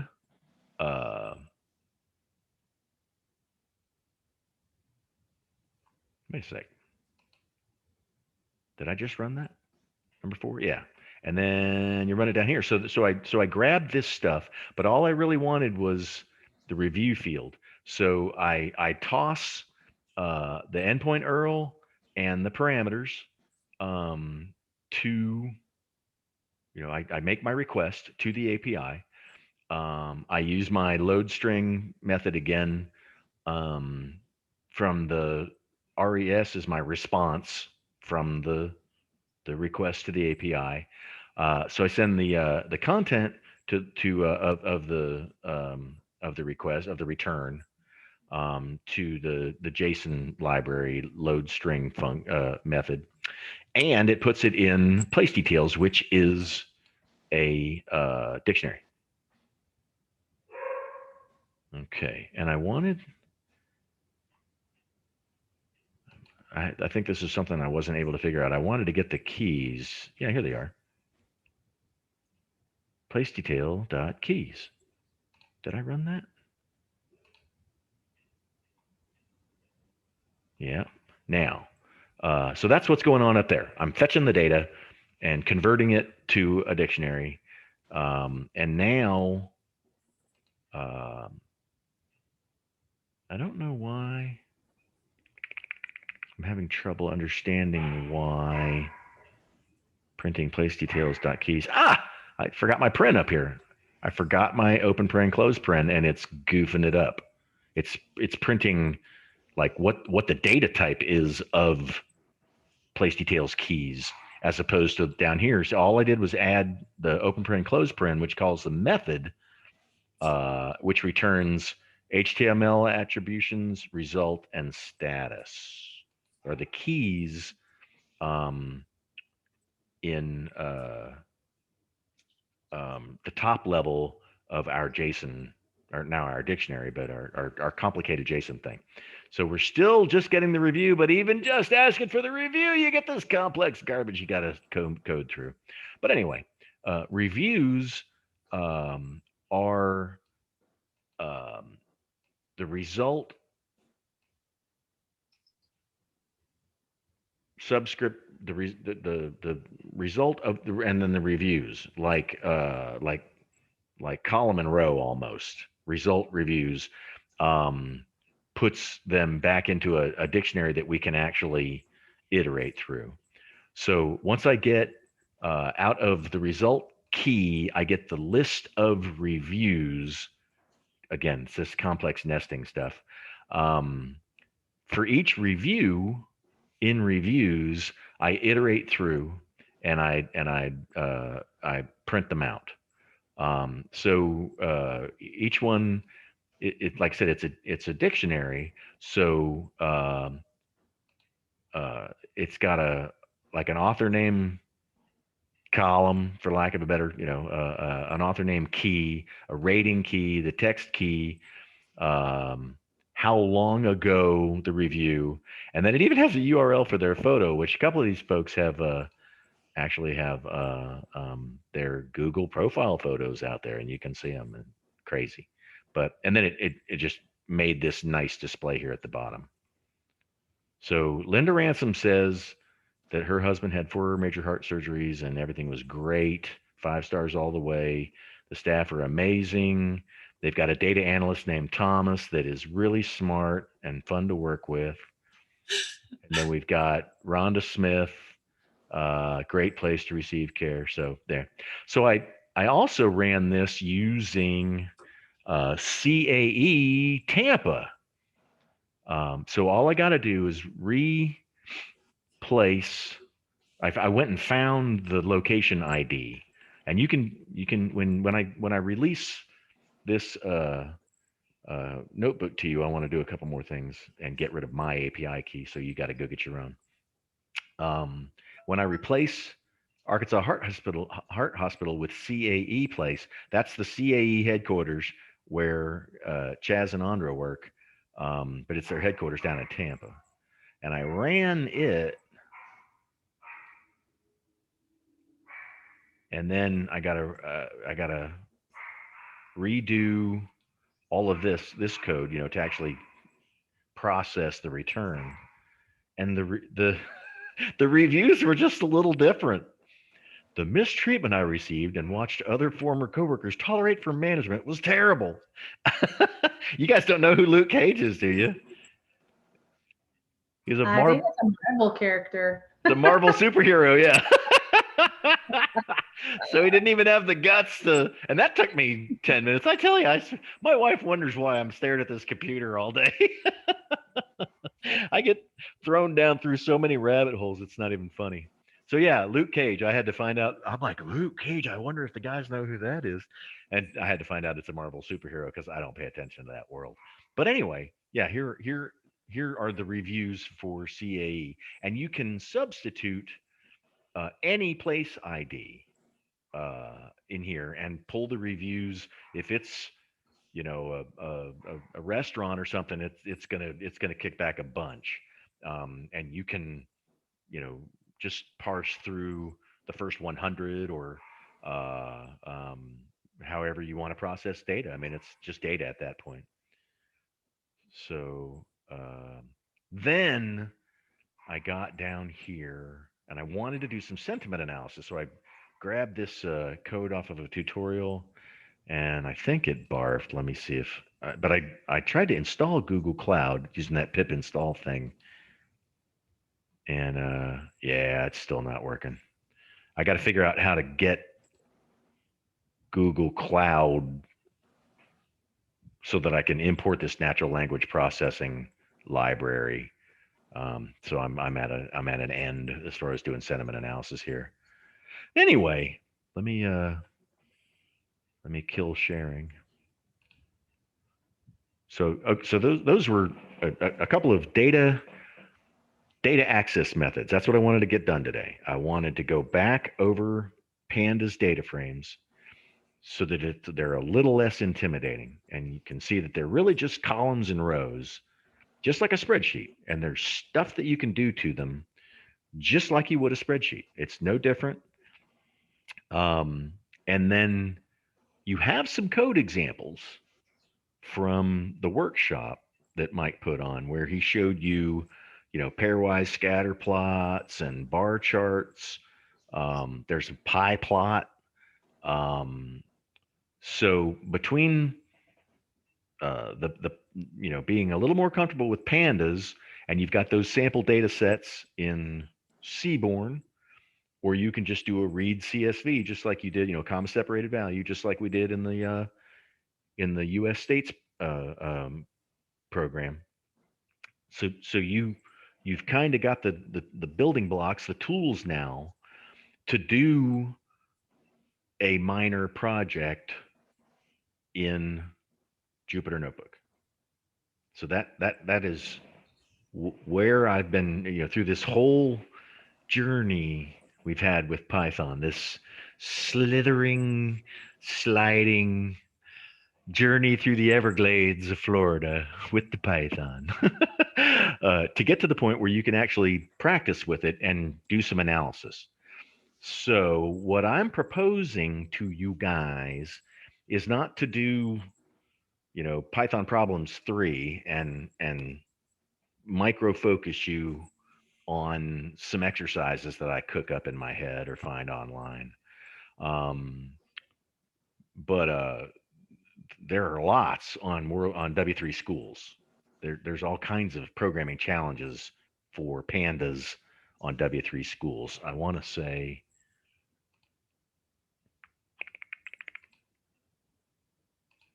am I still screen sharing or did I stop? You stop. Okay.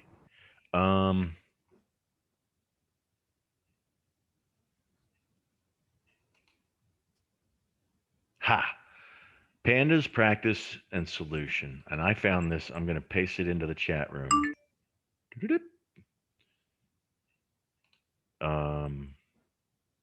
This is a URL. I hopefully you have a Python favorites folder in your bookshelf or in your browser. Chat window, chat window, chat window. If I were a chat window, chat. There we go. Yay, Gabe. I went through everything and it worked. Oh, Laura, I'm supposed to play a song. I owe you a song on Tuesday. I'm So expecting it. here is W3 schools, and there's all kinds of pandas exercises and solutions. I apologize. So what I'm suggesting is that we do something like the state's project, but I'm going to open it up even more, as opposed to, telling you guys go find something about the U.S. states and running through that. We're past that now. What I'm proposing, and I want to hear feedback, either forget it, we need to back up, or I want to hear yay, or you know what I mean. I need your feedback on this. You guys do a data analysis journey notebook, kind of like we talked about the phases, for your final project, for your capstone project, like we talked about with your supervisors. Only don't do it for work, and do it really small scale, something just to think of, an analysis question, just like we did before.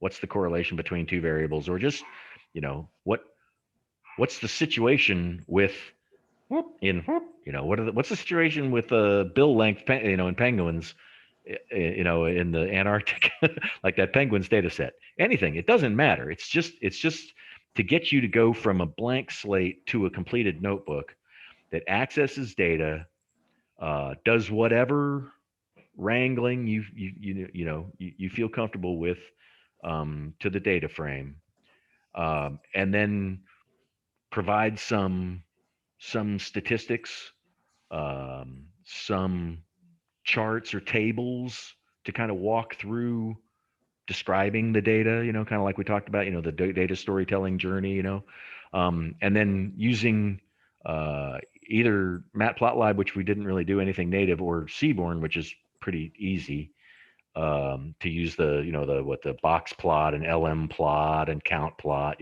You've got code samples that you ran in the workshop, and then just kind of, show and tell. Do some pandas stuff, and do some plotting stuff, and some Jupyter notebook markdown and code to kind of walk us through what you're doing. Comment your code. And I'm not looking for anything grand. This could be, 15 lines of code. Hell, it could be 10, really. I mean, it's so powerful. To read your data in, do a little manipulation, and plot some charts, could literally be, 10 code cells with a line of code in each one that you talk about in a markdown cell. That I would bet, as I conjure this up in my imagination, I imagine it would look it would take more time to write it up and document it, or at least more text than it would be lines of code. And then, folks may need help with I got together with one of y'all, may need help with Python problems too. I'm not seeing it turned in by a few folks, so I'd like to make sure that one is complete. So if you want to set up some time with me, tomorrow, midday or Monday, to go through it, let me know. We've got some time left. Or would it be better? Give me a thumbs up. Give me a thumbs up, thumbs down on my practice idea. I need some feedback here.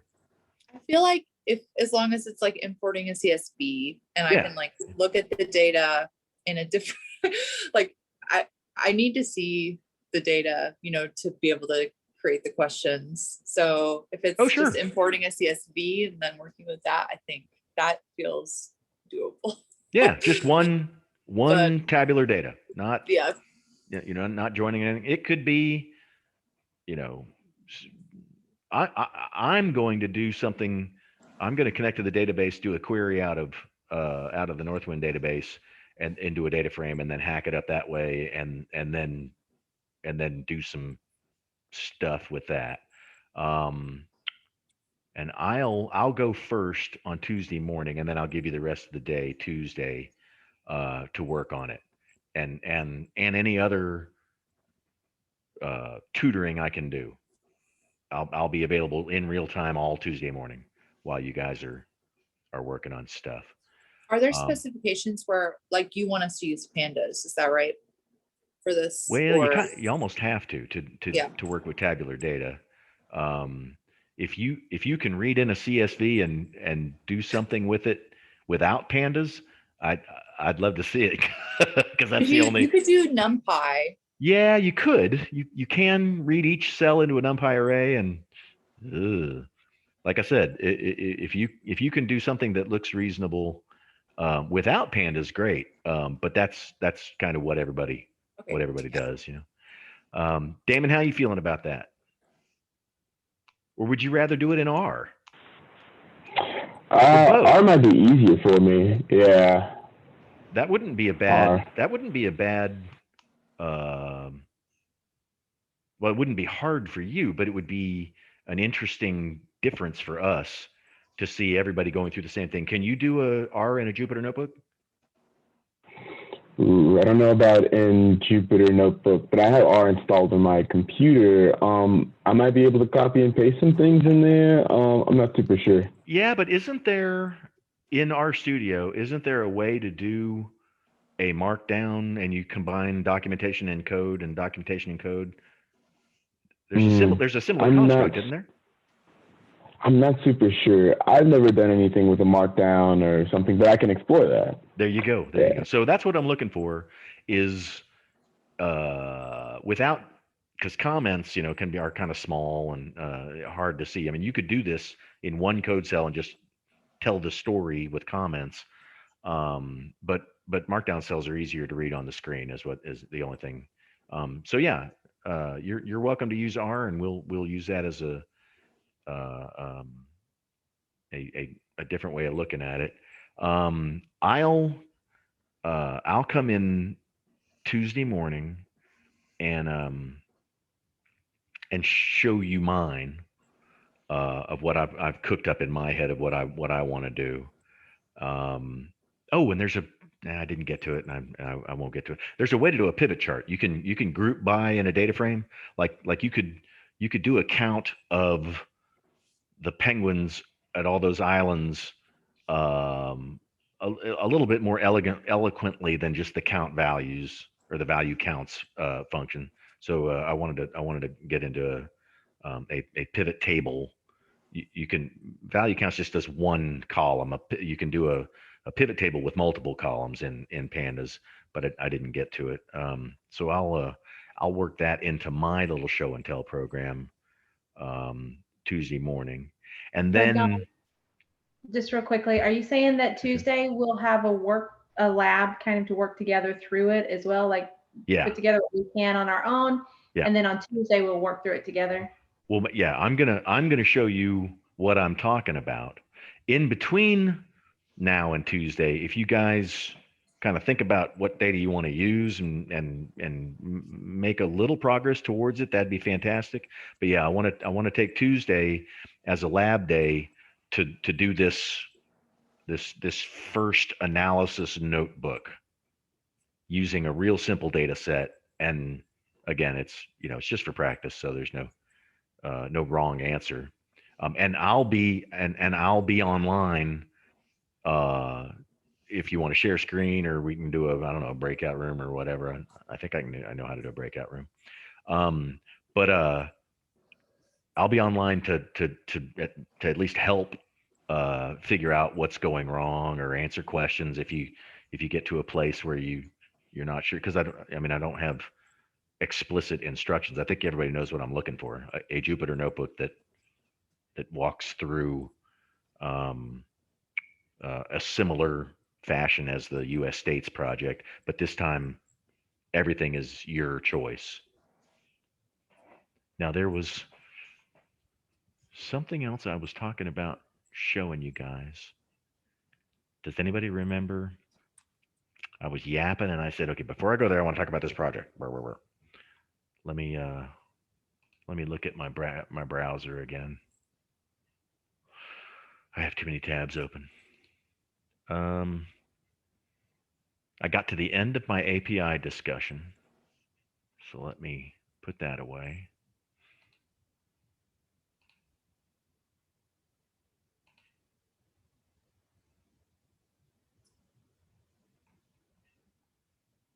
Yeah, I want to clean up this database notebook for you guys so that I can get it to you for that example. Particularly, there's a close the database connection command that you want to use. Don, do you know of a resource where there's like sample data to work with? Yeah, Kaggle. Okay. Kaggle.com is huge. And then again, the Seaborn close and halt. Put that one away. Yeah, there's a little bit of other stuff I wanted to go to in that database access notebook before I post it for you guys. Kaggle, KAGGLE.com. And Perfect. not only are there sample data sets, there's Jupyter notebooks. There's Python code where people have gone through and done machine learning to classify. Like there's a thing on there called the Titanic contest, where you can go through a sample data set of Titanic survivors and do cool things with it. And one of the ones I looked at was actually machine learning to try and do a predictor as to whether or not you were going to survive based on your sex, your age, your steaming category, some, using different attributes. It was a machine learning exercise. I'm trying to think of what it was. I showed you guys that W3 schools. So that's for if you're advanced or going forward, or just stick it in your favorites for for your own professional development in the future. I'm going through my tabs here to see if there was something else I wanted to talk about.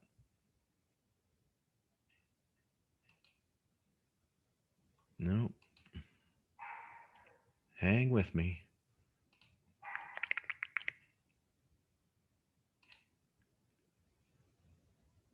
So Laura, if and when you get that MariaDB connector working, if you shoot me an email or I emailed it to everyone. Oh, you got it working? Yeah. Oh, there you so go. I emailed the link that shows how to. You have to install pip first, and then. You don't even have pip. There you go. Yeah. There you go. No, I can't think of what it was. So there you go. With the rest of the day, if you're still working on Python Problems 2, if you could knock that out. If you've got specific questions, shoot me an email. I got to run out here for just a sec. Shoot me an email if you want to set up some time. I've got availability tomorrow midday around lunchtime, or Monday mid-afternoon, and Monday morning. I'm free Monday morning. If you just want to get together and talk about SQL or Python or your final project or anything, let me know, and we'll get on the calendar and we'll get together. Other than that, any questions?